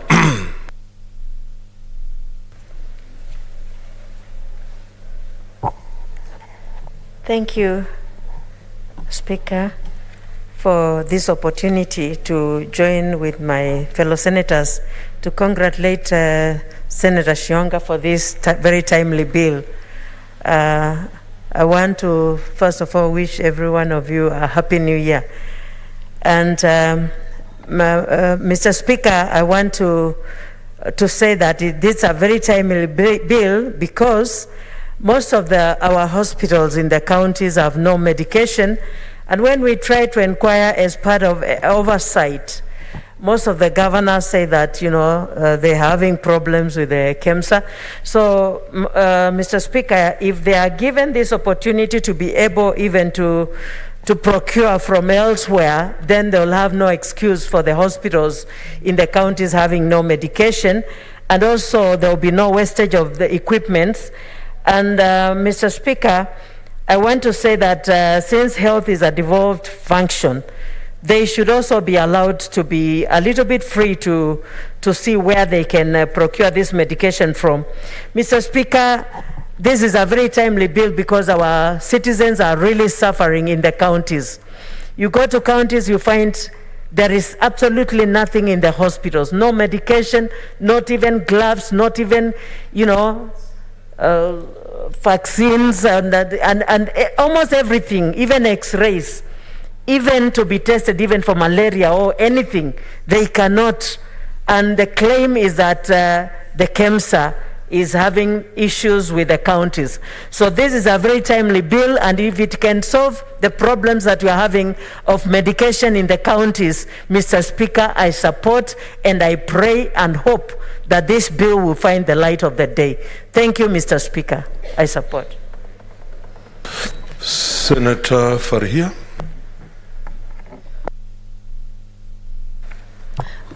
Thank you, Mr. Speaker, for giving me this opportunity to support this bill. Mr. Speaker. What's your point of order, Senator Nderitu? Asante kwa kunipa fursa hii. Asubuhi tulipokuwa tukiongea, nakumbuka Senator kutoka Kisumu, Senator Rose Nyamunga alisema ya kwamba kunakaa ni kana kwamba kuna mapendeleo. Mimi nimeketi hapa, naona sasa mapendeleo yamepinduka, Bwana Speaker. Kuna mapendeleo, wewe ndio unafuata. Proceed. Thank you, Mr. Speaker, for giving me this opportunity to support this bill. Mr. Speaker, I agree with my colleagues that this is a very timely bill, Mr. Speaker. Mr. Speaker, when you have an opportunity to source medicine or any other commodity from a variety of places, it gives you an opportunity to do price comparison in terms of if whatever they are buying is cost efficient. Because if the problem we're having with Kenya Power right now, because of the monopoly, Mr. Speaker, with Kenya Power, in my county, Mr. Speaker, 4 premature babies died because of lack of electricity in the hospital, and the incubators could not support those babies. Mr. Speaker, in terms of that, in terms of the problem that has occurred in my own county, Mr. Speaker, that is a creation of a problem of monopoly of Kenya Power. If they were, this country had liberalized power, there would have been a competitor to supply power to the hospital. And Mr. Speaker, I just want to take also part of the responsibility for the failure of power in Wajir County Referral Hospital, Mr. Speaker. As leaders of Wajir County, I think we have failed the Wajir people, Mr. Speaker. Not only the governor, but myself included. Mr. Speaker, it is very painful for a mother to lose a baby that she has carried for 9 months, Mr. Speaker. Mr. Speaker, since I joined this Senate, the problem of power of Wajir has existed, Mr. Speaker. And Mr. Speaker, and up to now, all of us, the leaders from Wajir, we have not been able to help the people of Wajir to overcome that problem. And I think, Mr. Speaker, that is a major problem, I'm sure, not only in Wajir, but many other hospitals. For a mother to lose a baby, Mr. Speaker, some of us, the mothers, understand. I do not want to place blame on somebody, but we have a collective, responsibility in terms of the people, the leadership from Wajir County, myself included. I will tell the people of Wajir, we have failed you in terms of leaders. Because if a mother, it's very painful, Mr. Speaker, to carry a baby for 9 months, to go through labor, only for you to lose a baby when the baby was delivered prematurely, only for you to lose a baby. That I want to send my condolences to those families who lost their babies and those mothers specifically, and it pains me so much to see something like that happening. Madam Speaker, sorry, I have seen a change of speaker. Madam Speaker, I also want to urge our governor to kindly purchase a generator urgently, so that when there is power outage in the hospital, at least there is a backup power that can support, so that people who are in ICU, people who are in kids who are in incubators can be saved, so that we don't have a problem. And Madam Speaker, I tend to feel sometimes that we need to do something about health and counties. Because health is a fully devolved function. And I think, at least I'm glad we passed the health bill that is going to in terms of regarding the amendment for NHIF, that is going to be, in my view, going to bring sanity to the health sector. I hope it does, the way we had envisaged. But, Madam Speaker, there is an urgent need to ensure that county medical facilities are fast-tracked. This is now much more funded than before, and therefore, because let the Kenyans enjoy the fruit of devolution, let them get, the benefit that comes with, having self-governance. And I am also urging Kenyans out there, specifically my county of Wajir, please, next time when you are electing a governor, don't elect a governor based on the tribe, based on whatever. Even if you want to base it on a tribe, make sure you select the best in that tribe, because I don't think everybody is bad in that specific tribe because of the locality issues. But make sure that you give leadership to the person who deserves and not person who is corrupt, who is just filling their own pockets.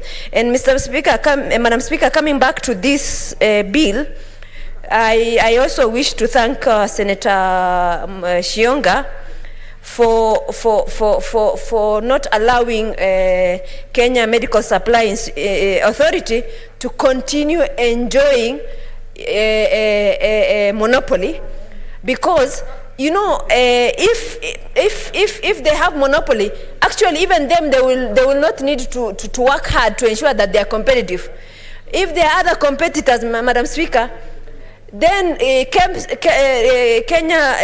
Kenya Medical Supply Authority will be forced to ensure that they are competitive so that people can buy from them, because other people will have been more expensive compared to theirs. And that way, counties will save money. They'll be out of the savings from the inefficiencies of KEPSA. There will be much more drugs available to the people of the counties so that they are able to deliver in terms of medical supplies, and there is continuous supplies in terms of, because of the efficiency that comes with competition. This country is let me say we have a tendency for capitalism, although there is some socialism that is part of it, because like medical health and all that we still subsidize.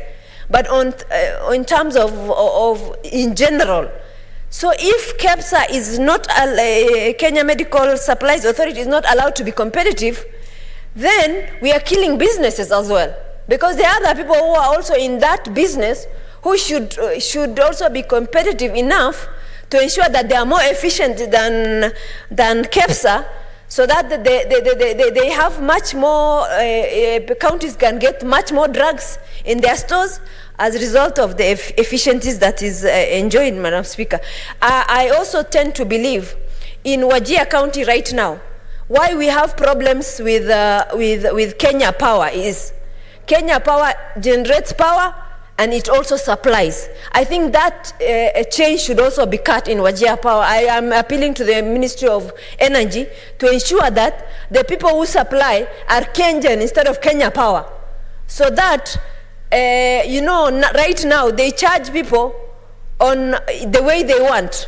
But if there is Kenyan supplying, then they will have constant supply, because Kenya Power will be paying them according to the units that is supplied. But at this point, in Wajir County, the Kenya Power has a monopoly, and that creates a major problem for our county. And I think the Ministry of Energy needs to review that and ensure that that issue is addressed, so that people of Wajir can have constant supply of power, and as a result, as well, so that the Wajir County Referral Hospital has constant supply of power. Madam Speaker, I support, and I wish to thank you for giving me this opportunity to contribute to this bill. Thank you very much. Thank you, Senator. Senator Nderitu John Kinywa. Asante Bi Speaker kunipa fursa hii. Kwanza nataka kumpongeza Senator Shionga kwa mswada huu wa marekebisho ya KEMSA. Kwa kweli ni yamekuja wakati unaofaa, kwa sababu ukiangalia ukitembelea KEMSA utapata ya kwamba hata dawa zile ambazo wako nazo ni 60% peke yake. Kwa hivyo kaunti zetu zikijaribu kuagiza dawa, unapata dawa nyingi haziko, na kikatiba ama kisheria inakuwa ni vigumu kwa kaunti zetu kununua dawa katika sehemu zingine. Kwa hivyo unapata ukitembelea hospitali zetu, mfano ukienda hospitali ya Nanyuki hamna dawa, ukienda hospitali ya Nyahururu hamna dawa. Unapata watu wanaishi maisha ya uchochole kwa sababu ya ukosefu wa zile dawa, na tunasema ya kwamba dawa zingepatikana katika bei nafuu ikiwa ziko katika hospitali zetu za kiserikali. Na kwa sababu mambo ya afya yako katika gatuzi zetu, kwa hivyo ni jukumu letu kama seneti, kama vile Seneta Shionga ameleta mswada huu, mimi naunga mkono. Ukiangalia tena bei za dawa pale katika hospitali zetu, inakuwa wanaponunua hapa katika KEMSA ni bei maradufu kwa sababu hakuna ule ushindani. Ikiwa kuna ushindani kama vile inavyopendekezwa katika mswada huu, itakuwa Wakenya wataweza kupata mahali ambako watakaponunua dawa katika hospitali zetu kwa bei ambao ni nafuu, kwa sababu kaunti zetu zimepata bei hizi zikiwa nafuu. Kwa hivyo, Speaker, mimi naunga mkono. Jambo lingine ambalo ningependa kusema ni ya kwamba ikiwa afya imeletwa katika gatuzi zetu, inapaswa hata KEMSA yenyewe iweze kuleka katika gatuzi zetu, kwa sababu watu kununua dawa, mtu ananunua dawa akiwa Rumuruti anakuja kununua hapa Nairobi, inachukua muda, inakuwa mambo ambayo yanafanyika inachukua muda mrefu sana. Kwa hivyo haya marekebisho yamekuja wakati unaofaa, na ni marekebisho ambayo yanakuja kusaidia kaunti zetu, na kaunti zetu zitanufaika ikiwa mswada huu utapitishwa, na mimi nitaunga mkono tuweze kupitisha. Ukitembelea hata KEMSA yenyewe unapata ya kwamba dawa zilizoko, kwa sababu zimekaa sana, kwa sababu ni mipangilio mingi ambayo inafuatiliwa ndio dawa ziweze kwenda katika kaunti zetu, unapata ya kwamba inachukua muda mrefu. Dawa zilizoko unapata zingine ziko karibu kuharibika. Kwa hivyo wakati zinapofika katika kaunti, unapata zimebakisha miezi 2 au miezi 3 ziweze kuharibika. Kwa hivyo hata wananchi wanasema wakipewa zile dawa, mtu hana imani na zile dawa, kwa sababu dawa ambazo zimebakisha miezi 2 ziweze kuharibika, inakuwa hata wewe unazimeza ama unazitumia ukiwa na taharuki. Kwa hivyo mswada huu naona utaleta maridhio mema katika kaunti zetu, na mimi nataka kuunga mkono na niseme umekuja wakati mwema, na namshukuru na nampongeza Senator Shionga. Asante. Thank you, Senator. Senators Cherargei, Samson Kiprotich.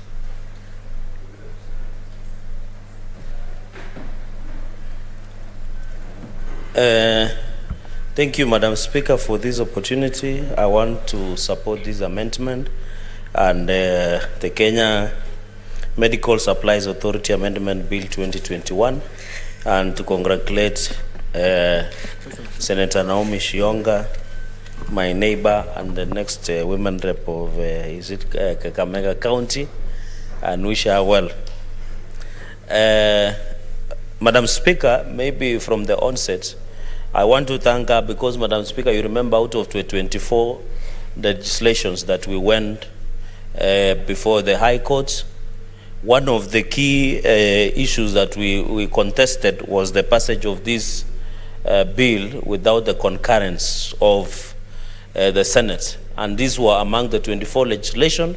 This was part of the 24 legislations that were declared illegal and unconstitutional by the High Court. So what we are simply, Madam Speaker, doing is complying with the Constitution of Kenya and the ruling of the High Court. And Mr. Speaker, it has shown that, and this should go to the National Assembly, that, Madam Speaker, they need to be very careful, because the concurrence of bills from both houses is very critical and it's constitutional. The non-concurrence, it will meet its Waterloo in the courts of law. Therefore, Madam Speaker, we are just abiding, and I want to thank Senator Naomi Shionga for bringing this amendment up, because we are just complying with the ruling of the High Court and also the Constitution. Madam Speaker, when you look at the section that needs to be dropped or amended or deleted, is that it is that shall I wish even either lack of wisdom or they should have used the word may so that we give counties option.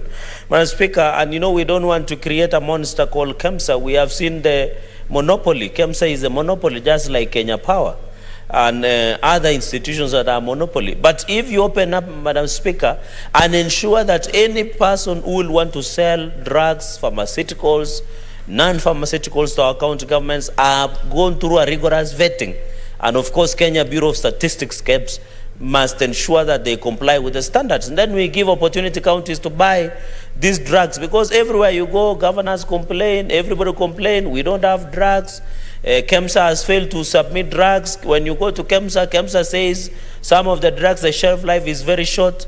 They cannot, Madam Speaker, when you go to Kapsabet County Referral Hospital, there are no drugs. You go to Mosoriat Sub-County Hospital, there are no drugs. Kaptumo Sub-County Hospital, Maraba Sub-County Hospital, Chepterwai, Kabiet Sub-County Hospitals. Madam Speaker, all these and even dispensaries do not have regular and steady supply of drugs. And the only argument of county governments have been this section of the Kenya Medical Supplies Act, Madam Speaker. And therefore, by deleting this, we are giving opportunity to counties to procure drugs at their convenience. But of course, I know the wisdom of the National Assembly then was trying to ensure that we close up and ensure that we ensure that the accountability is taken. But they forgot one thing, that health has been devolved. And non-involvement of the Senate, Madam Speaker, brought all this unconstitutionality, because as you are aware, health is fully devolved. So the ignorance of either KEMSA or the Ministry of Health or the National Assembly had caused them. Madam Speaker, we are aware what is happening in KEMSA, and you have seen even a number of donors who work with KEMSA have demanded serious reforms within KEMSA. And you have seen even the CEO and many other government officials have been prosecuted because of the infamous KEMSA billionaires. Unfortunately, the real culprits of what the COVID billionaires that stole in KEMSA have never been brought to book. But we have seen even international partners who work closely with KEMSA have demanded serious and overhaul of operations of KEMSA. And I think what Senator Naomi Shionga has started is part of the reforms that we need to see in KEMSA, Madam Speaker.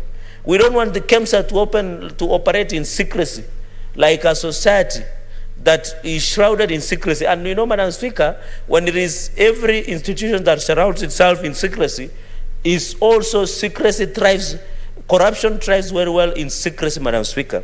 We would have expected that KEMSA in its form should be one of the suppliers where county governments can buy from KEMSA or any other entities that have been approved within the procedures that have been provided for, so that they become competitive, Madam Speaker. If you open up, they will be competitive, Madam Speaker. They will ensure that they become competitive, they give their services adequately, Madam Speaker, they ensure they deliver drugs so that the environment will continue, Madam Speaker. Madam Speaker, there is also, and of course the regulatory bodies will ensure if these reforms are done, and we also need sort of donations, Madam Speaker, like even MEDS, there's other organizations that are run by, I think, by the Catholic Church. There are other organizations that have already been recognized under the law that other entities can buy drugs, pharmaceuticals and non-pharmaceuticals from those areas, Madam Speaker. So, Madam Speaker, in an upshot, I really want to say that this amendment is a straightforward amendment. We hope that we can conclude today, and when we vote in the afternoon, this should be able to be part of the bills that will go to division, Madam Speaker.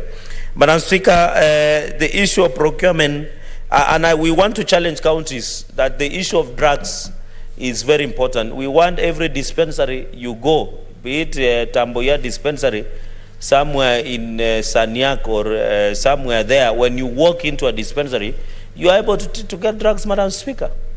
For example, in India, as I conclude, there is no drugs even in the Kapsabet County Referral Hospital. And one interesting thing, there is no drugs. So what they normally tell you, they give you a pay bill number, you send money to that pay bill number, but that pay bill number is private. You are just withdrawing from an agent which is private. It's not part of It's not even contravening the PMF Act on how payment should be made by agencies, Madam Speaker. So you are already paying the pay bill number, and then somebody else they tell you, can you withdraw during this pay bill number? An agent who is private around Kapsabet town. Yet you have given out your money, there is no drugs, you can't be given services. So, Madam Speaker, I think we really need to ensure that the issue of drugs, Madam Speaker, is consistent. And I hope if this amendment goes through, and if the National Assembly agrees with us, Madam Speaker, we shall be able, counties will not be complaining around, Madam Speaker, by saying, oh, Parliament passed a law that restricts us. You hear every governor saying, oh, our hands are tied, we must wait for KEMSA. And of course, to some extent, they are right, because if KEMSA does not have that drugs, or those pharmaceuticals or non-pharmaceuticals, Madam Speaker, it means also they must wait. But now you have opened up meds that is run by the Catholic Church, among other organizations. You can now buy just the way you want to buy something from a shop. If you don't get from this shop, you can walk to the next, Madam Speaker. So I really want to say that will encourage competitiveness, it will encourage service delivery improvement, and this is part of reforms. But I want to say, as I thank Senator Naomi Shionga, that, Madam Speaker, that the KEMSA reforms is long overdue. We must reform KEMSA. This is just a tip of the iceberg. I wish we do and ensure that the law is so congratulations, Senator Naomi Shionga. You have proved to the world, Madam Speaker, that women also can lead, and we wish you well in your endeavors, because this is the year, Madam Speaker. I'm told, you know, she's my neighbor. I'm told she's running for women rep in Kakamega, and I hope he runs in UDA. Asante sana, Mheshimiwa Speaker. Thank you, Senator. Senator Olekina Ledama, I didn't want to comment on your last statement, but I hope Senator Ledama is not going to touch on it. Madam Speaker, I will remain very relevant to the discussion. Madam Speaker, thank you for giving me an opportunity. And first of all, let me begin by wishing you a very new year, Happy New Year. A year which will be very interesting for this country, because it will be a year that we'll all be seeking a new mandate to represent our people. And I hope we'll be judged by our people wisely by the fact that we've been doing work for them. Madam Speaker, this is a very timely bill, but I'm a little bit concerned, and I don't know how my sister will be able to resolve this issue. Yes, I fully support the repealing of that section that mandates county governments to be able to purchase drugs only from KEMSA, but I'm concerned about one thing. Madam Speaker, I am a member of the Health Committee. And during our deliberations, and particularly matters to do with KEMSA, we came into the revelation that KEMSA is owed by county government 3.9 billion Kenya shillings. The Ministry of Health owes KEMSA 2 billion shillings. So the question that someone will have to answer is, are we repealing this section so that we can bankrupt an already troubled entity, or are we repealing this section to be able to allow competition to thrive? Madam Speaker, I'm very careful, because when the National Assembly drafted this legislation and they restricted the procurement of all medicals through this authority called KEMSA, there were certain prerequisites. There were things which were put in place to ensure that we don't have fake medicine coming into this country. I'd be very careful to repeal this section when we have a huge debt that county governments have not paid. 3.9 billion shillings. I would want the mover of this amendment to tell me, how is KEMSA going to be paid this 3.9 billion shillings?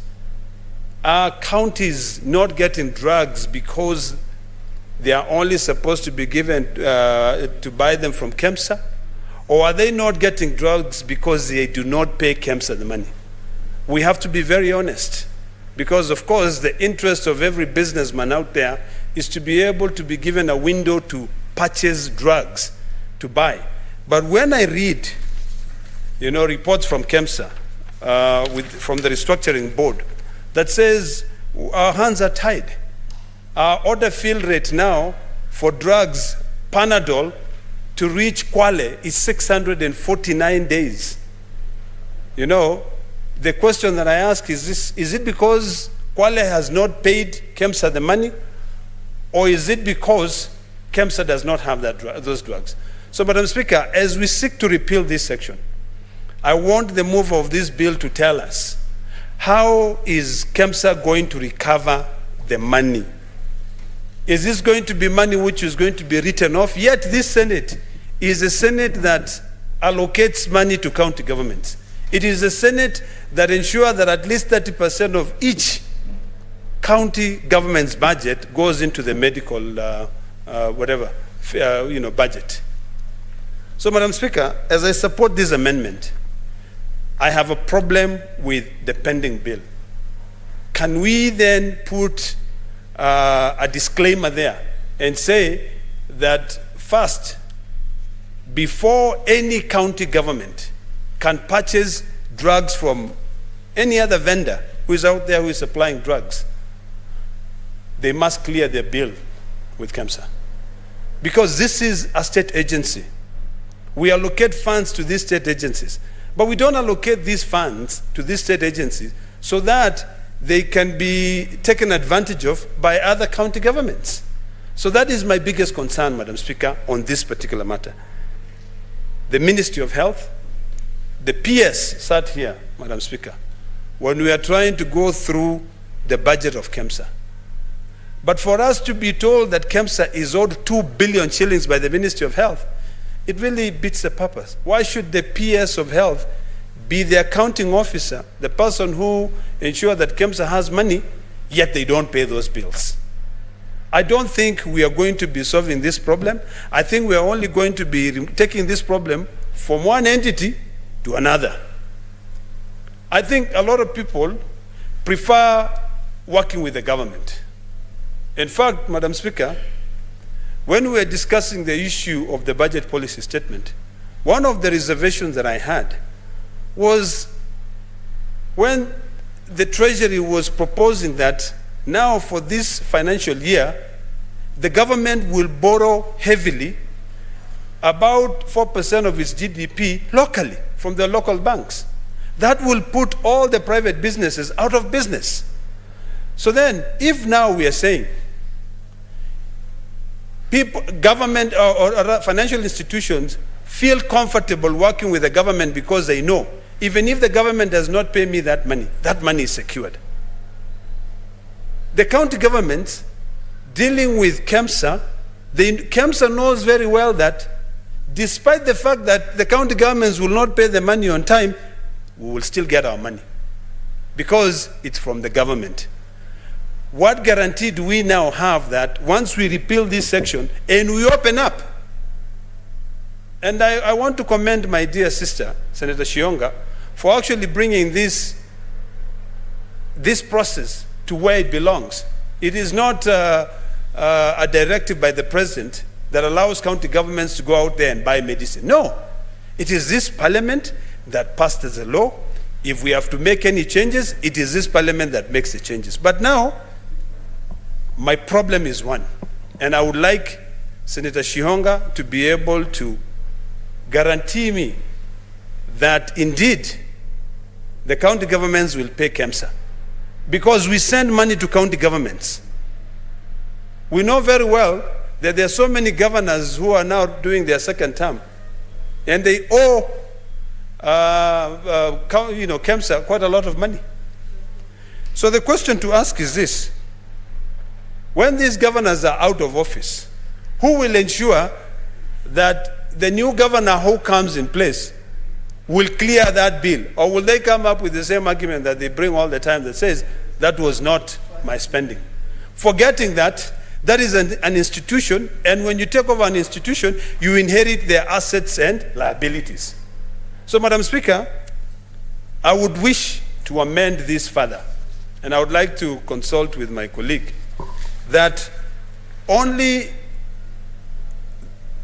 county governments that would have cleared their bills with KEMSA would be allowed to purchase from any other vendor. Because if we allow these counties, if we repeal this section without taking those issues that I've raised here into consideration, then of course, we'll just be killing every state agency.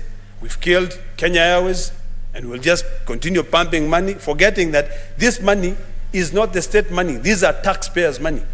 These are people, it is our money. We pay a lot of taxes. Madam Speaker, if you look at your payslip, about 40% of it goes into taxes. So do you really want your taxes to be going on and they're just getting into the drain? No. We want to be responsible, and that is what we're calling for, responsibility. We cannot be using the process of parliament to sanitize, misappropriation of funds. We can't. So this county government must pay, because we have sent money using Kara. We began the process with division of revenue, and counties are getting, this financial year, last financial year, they got 370 billion. If Treasury has not released that money, why order for medicine, and those medicines are not even available at KEMSA? Why order them, not pay for them? KEMSA struggle. Madam Speaker, we cannot allow this mismanagement to continue prevailing. So, Madam Speaker, as I wind up, I want to encourage my dear sister to further amend, or when it goes to committee stage amendment, we'll bring an amendment to ensure that county government meets their obligations. The Ministry of Health meets its obligation to KEMSA, because we have people who are employed there. The other day, Madam Speaker, KEMSA was letting go about 600 employees, because they said their workforce is around 938, but SCAC only has approved about 380 employees.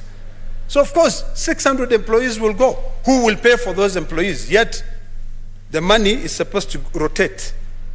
We cannot be creating a hole, and instead of trying to fill that hole, we continue just digging it. It's impossible. If, Madam Speaker, I take this bottle of water and I make a hole here and then I open here, and I start drinking, by the time I finish this bottle of water, I'll have only taken maybe an ounce of water and not the entire bottle. So for us to bring in change into the management of resources in this country, we cannot allow ourselves to be brought into the interests of counties where they mismanage money. They don't want to meet the obligations, but because Parliament is the one that passed legislation, Parliament can then change those legislation. So as I wind up, Madam Speaker, I want to encourage my dear sister, Senator Shionga, to further amend, instead of me bringing an amendment, or instead of this coming into, there should be the Health Committee. Because if it comes into the Health Committee, of course, as a member of that committee, I'll ensure that I make those changes to guarantee that county governments meet their obligations. I thank you, Madam Speaker. Thank you, Senator Ladama. Honorable Senators, there being no other member who wishes to contribute, I wish to call upon the mover, Senator Naomi Shionga, to reply.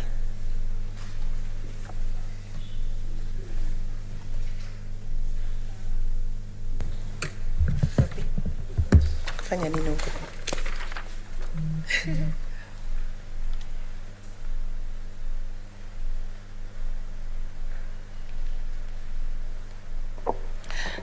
Thank you, Madam Speaker, for giving me this opportunity to reply on the bill, on my bill on the Kenya Medical Supplies Authority Amendment Bill, Senate Bill number 53 of the 2021. Madam Speaker, I want to start by congratulating my colleagues who have contributed to this bill.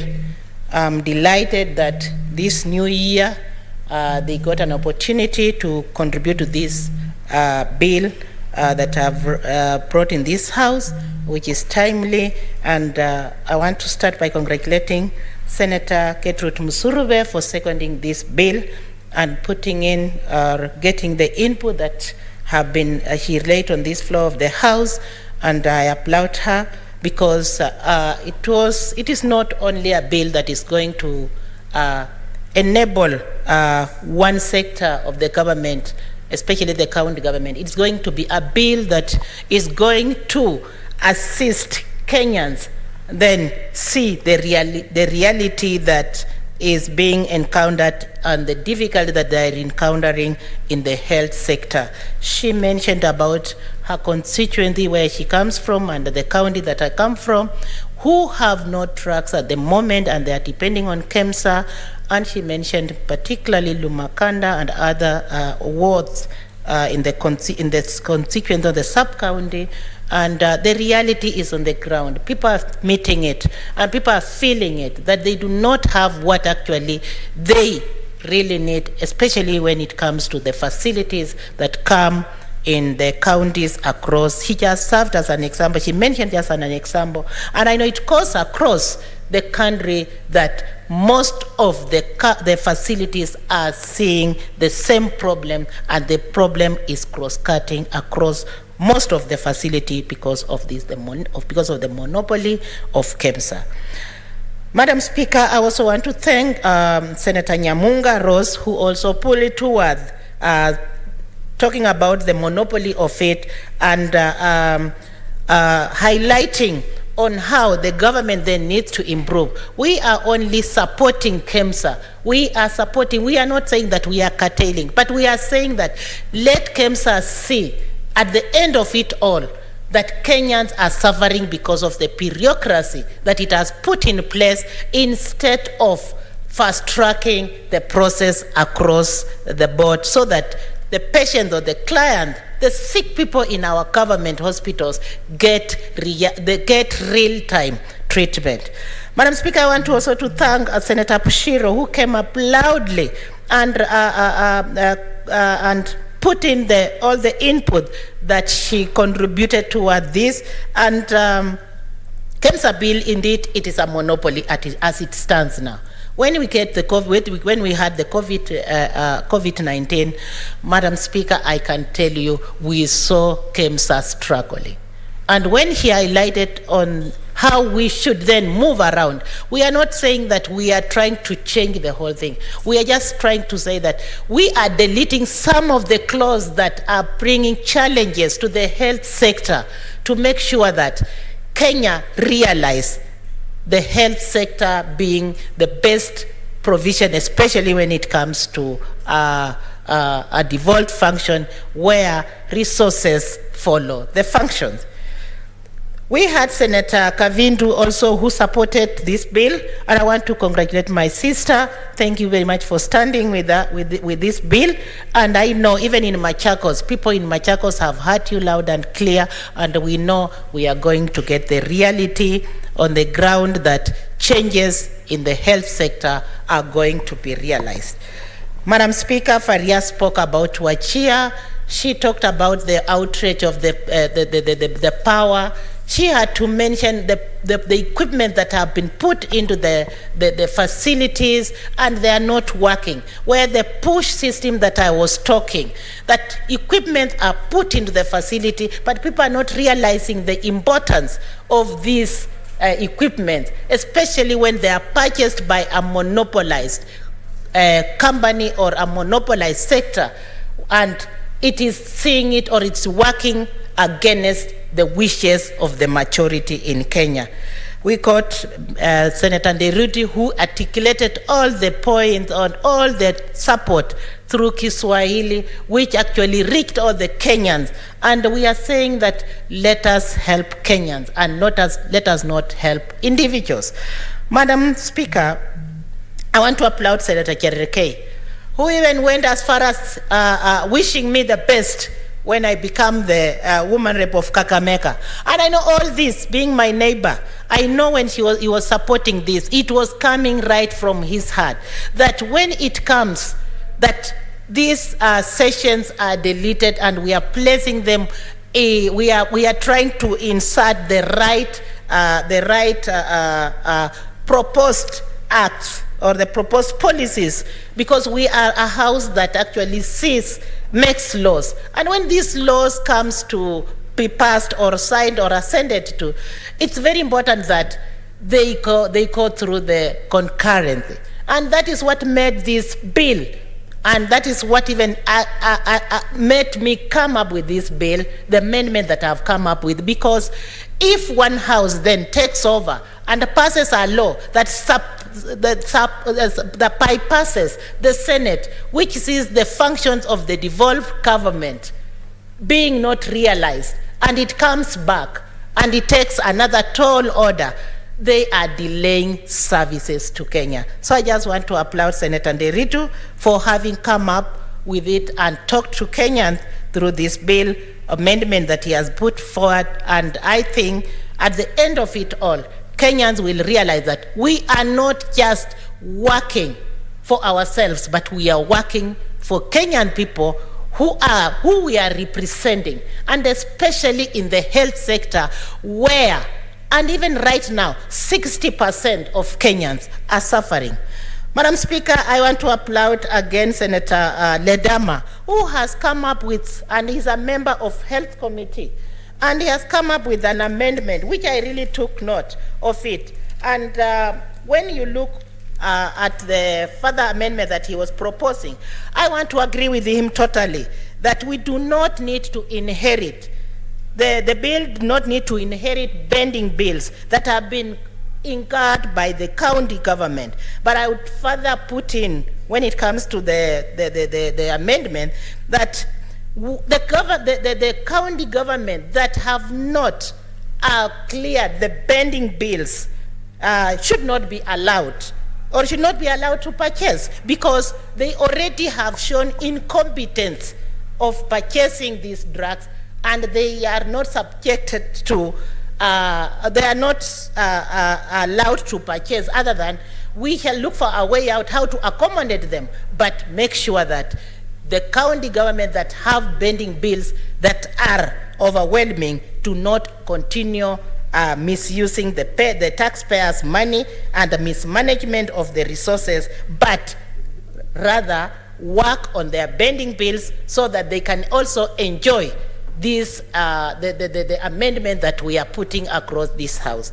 Otherwise, Madam Speaker, with that, with those few remarks, I want to say that all the members who have contributed to these bills, I know many could have really wished to contribute, but because of the time, I want to congratulate them, and I want to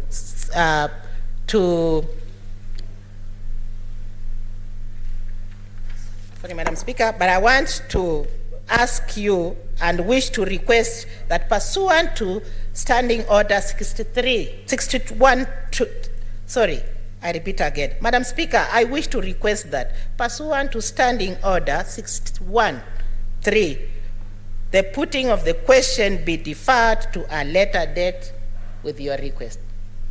Thank you, Madam Speaker. Thank you, Senator. Thank you, honorable senators.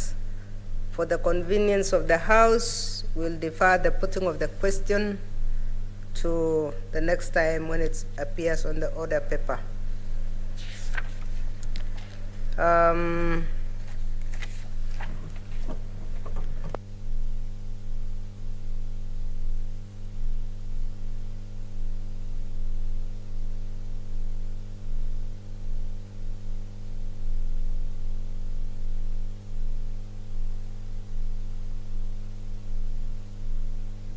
Yes, Senator.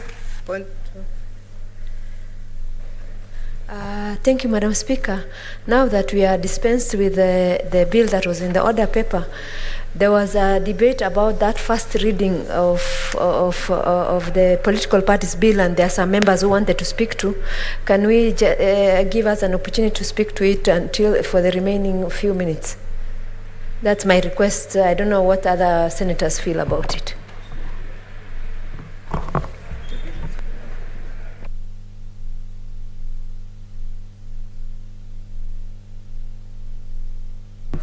Honorable Senator, there is no loss as far as the political parties bill is concerned, because it's coming back after the committee. It has already been committed to the committee, and when it comes back, everybody will have a chance not only to debate but to amend if they wish to amend. So I think it's in order that we defy it. Honorable Senators, it is now 12:19 p.m. and there being for the convenience of the House, we will adjourn the House. Therefore, the Senate stands adjourned until today, Tuesday, 11th January 2022 at 2:30 p.m.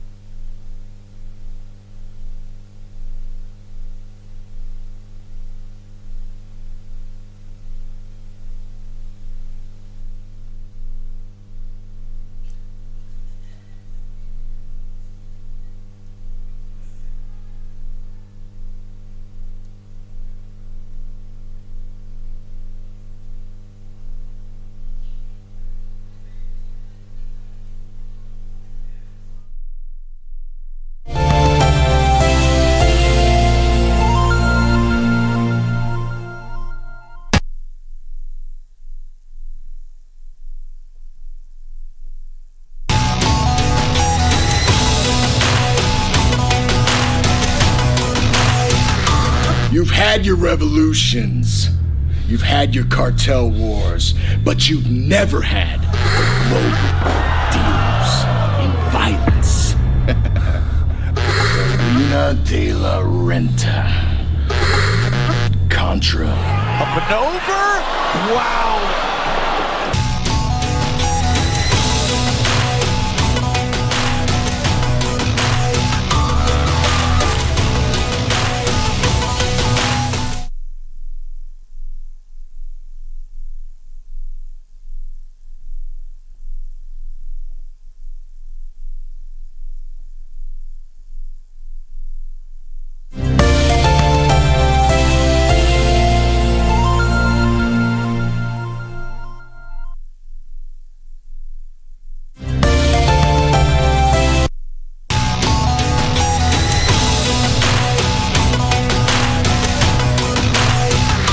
You've had your revolutions, you've had your cartel wars, but you've never had the global dealers in violence. Selena de la Renta. Contra. Up and over? Wow!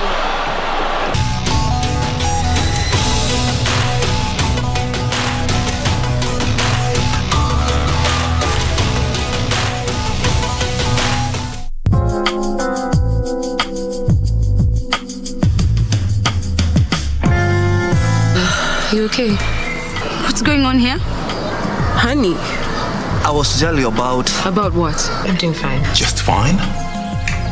Fine is not good enough. Is she in custody? Not yet, my lady. You're under arrest. You will learn more at the station. Now, come with us. No, I'm not going. I haven't done anything. They're accusing you for murder. She killed my husband. I have children who will grow up without a father. Do you have children, huh? That piece of paper is taking you to prison for life. But you're not going to allow her to go to jail, are you?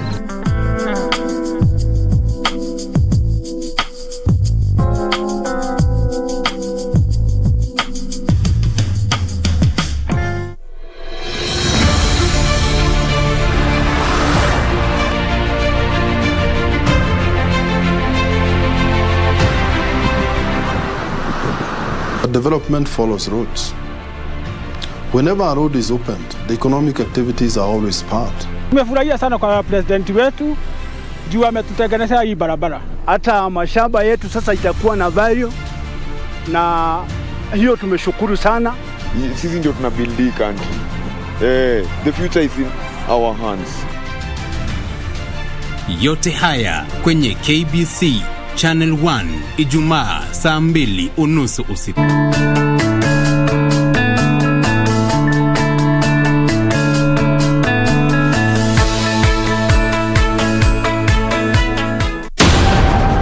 We take it on at the right time. Honorable Musalia Mudavadi. The Honorable Mutahi Kagwe. Chief Justice Martha Karambuko. This is KBC, Yes. the voice of Kenya. Asking the right questions. I don't know how it made you feel as Speaker who is presiding over a house where members can be compromised with 10,000 shillings.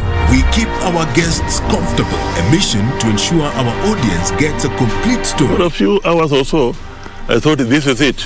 My end has come. If really we want an end of this pandemic, we must fight. Our goal, to tell it as it is for the benefit of our viewer. And I'm sure we will have good discussions. All right. That will make probably your viewers understand KDF better. With 21 radio outlets. During a live interview on KBC TV, Chief of Defense Forces General Robert Kibosh. Jaji mkuu kwa mara ya kwanza katika mahojiano yake ya kipekee na runinga ya KBC Channel 1. And 2 TV stations covering over 90% of the entire country. The message always gets home. KBC, the home of on-air TV interviews.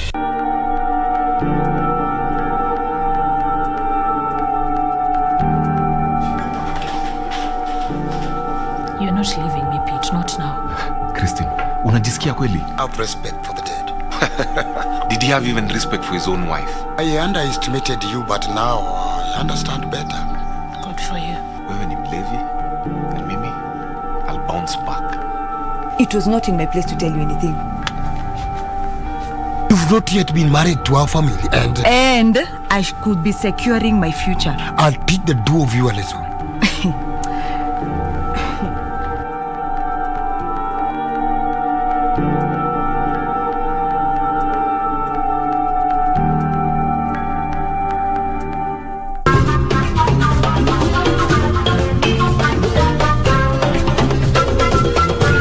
Wiki hii kwenye Mkulima tutazingatia ufugaji wa kuku wa kienyeji improved.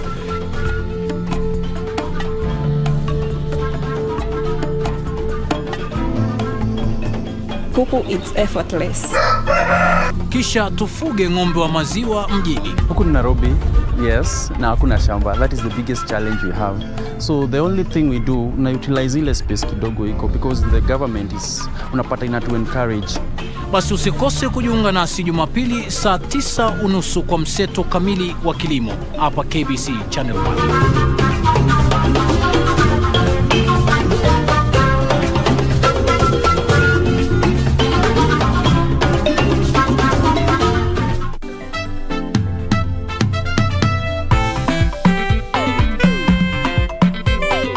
I think we should work with the law of probability. Madam Antibella, you are interfering with my lesson. Can you get out? Oh, Mr. Fleet, please. Is that how you talk to your colleague? Haram. A'udhu billah, Mr. Malim, I don't drink alcohol.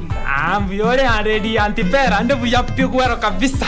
Imagine that's why my plan this month is positivity, and I plan to achieve that by avoiding those other people. Bwana Kinyanju, that sounds like a fundraising group, Bwana. You come look for me after 10 years when you are desperately looking for a road. And you will see.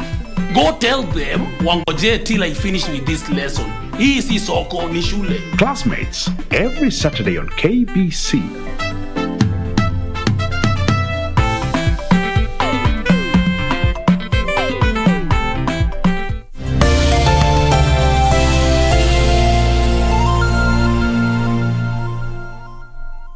France is considered the home of inventive cuisine, so much so, even the word cuisine is French. Famous the world over for their rich, delicious dishes served with flair and passion. The French food culture embraces the idea that food should be savoured, enjoyed and experienced. Join us as we explore the cultural flavours of France has a uniquely rich history, a history that has sculpted and refined the country's food culture over hundreds of years. Known as one of the style capitals of the world, French cuisine is probably the most important influence in the culinary world today, and the people of France are passionate and proud of their extraordinary food culture. Well, French cuisine for me would be all about the French people and the passion and time they show for their cooking and their love for eating. Whilst in the country, I noticed that also shops everywhere you go, especially in Paris. And it's a clear indication of how much time they do spend around the dinner table with friends and family. Chefs from all over the globe travel to France to learn from the best chefs in the most well-regarded restaurants. France has the world's finest dining experiences, and teams of chefs work together to create food magic. There's two different styles of cooking. There's a nouvelle cuisine, which is fine dining, which is an art form. It's the best cuisine for me in the world, and it's, I would say, the summit of cooking, if you like, and where it gets more into detail, fine detail of sourcing the produce from all over France and meticulously working it to perform artwork. And then you have the simple, homely cooked meal, which is normally found in some small little bistros where normally family-run businesses where they'll go to the markets, buy their produce, come back, put a few dishes together, and normally you'll find most of the time some old classical dishes on the menu.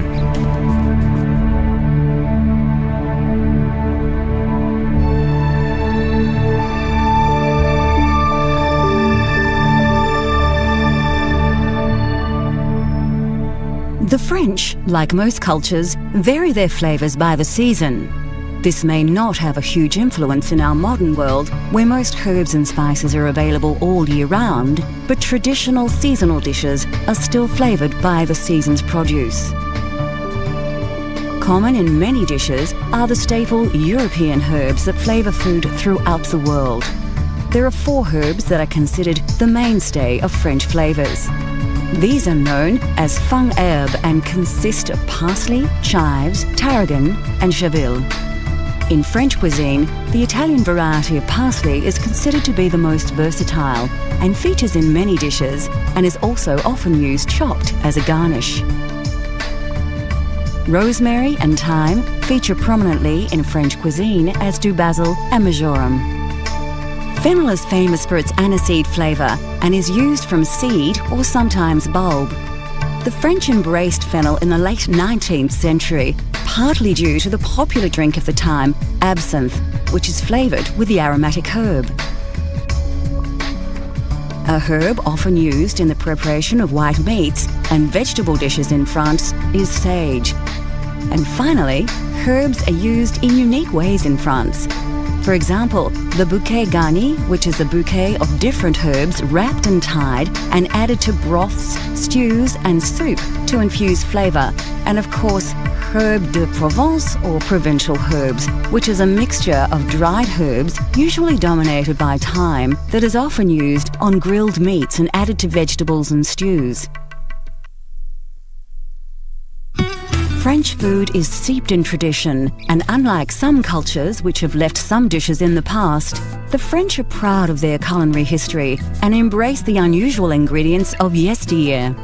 This dish is probably one of the most famous. During my experience of spending some time in France, I actually did a harvest in the Bordeaux region, working with some lovely French ladies. Month of September, started raining. We were in between the vines picking grapes for the lovely Bordeaux vintage, and starting to rain, and all of a sudden these French ladies disappear. I'm wondering, where are they? And all of a sudden they come back, and bags full of snails, and also with an invitation for dinner that night. So that's probably the first experience I had with snails, which is quite an interesting one for me, and made me understand how important these little escargots are to the French and their French cuisine.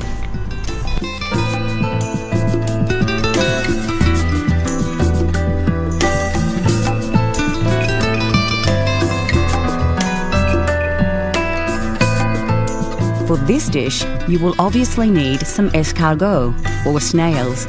Now don't just grab them out of the garden though. Snails need to be purged or prepared for consumption, and are generally slow cooked in stock to soften the flesh.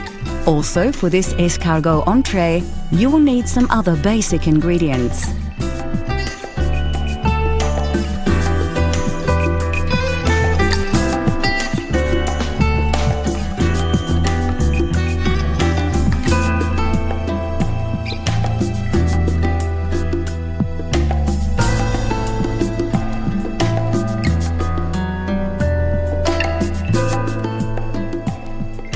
finally, some spinach, as we will be serving this dish on a spinach bed.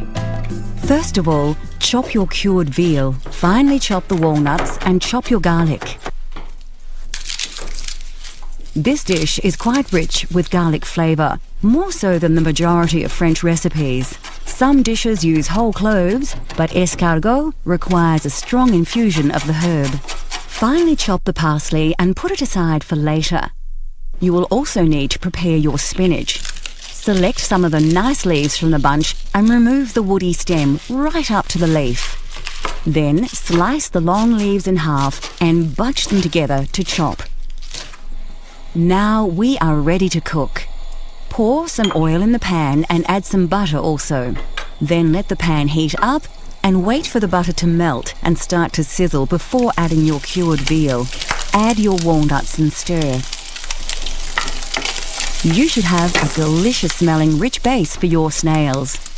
Add the pre-prepared snails to the pan, mix them in with the sauce and add the garlic and most of the parsley.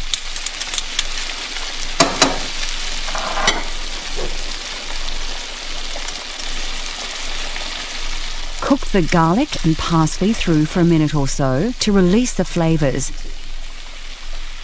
Then add a little of the juice stock from the snails. Now add the white wine and simmer for a few minutes before putting aside while you cook your spinach. You can season a little here if you like. Don't forget to taste as you go though. Oil and butter another pan as you did earlier. Take your chopped spinach and place it in the pan to fry. Ensure it is well coated with butter. Season with a little salt and pepper, add a little water, then cover and simmer for a few minutes. Now your escargot on a bed of spinach should be ready to serve. Place the snails back on the heat just to bring up the temperature. Then plate up the spinach. Pour some of the butter from the spinach pan onto the escargot and give it a quick mix before serving on the spinach bed. Sprinkle on some fresh parsley, and there you have a delicious, famous French favourite, escargot. Bon appétit! Coming up on Cultural Flavours, a slow-cooked provincial favourite, and we learn to cook a classic yet simple French dessert.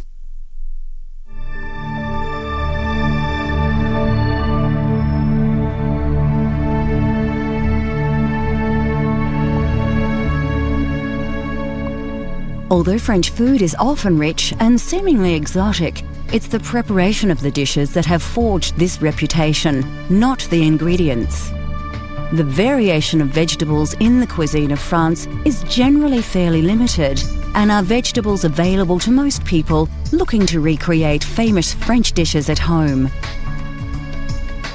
Of course, carrots are the mainstay of the French dining experience. Both adult and baby carrots are used, and the French are famous for their glazed carrots. Although originating in Peru, the potato has become popular in France, but not until the early 1800s. It is thought to have been introduced to the region by Spanish sailors and soon replaced the turnip as the main root vegetable due to its easy cultivation. The turnip still has its place in the local cuisine though, as it is much more flavoursome. Leeks are popular in France and prized for their onion and cucumber-like taste. The white base is more often valued, but the green leaves are often used to wrap the bouquet garni. The familiar purple aubergine or eggplant features in the food of the region, as does zucchini. Mushrooms also play a vital role in French cuisine. Fitting into the seasonal nature of the cooking across France, mushrooms that usually start to appear after winter are a popular ingredient in hearty meals throughout the spring. Like Italy, truffles are highly prized and are one of the few places that have a thriving truffle industry. Originally a peasant dish, beef bourguignon or French burgundy has become a popular mainstay of French cuisine. A simple dish that is easy to cook, beef burgundy needs little preparation, but it does require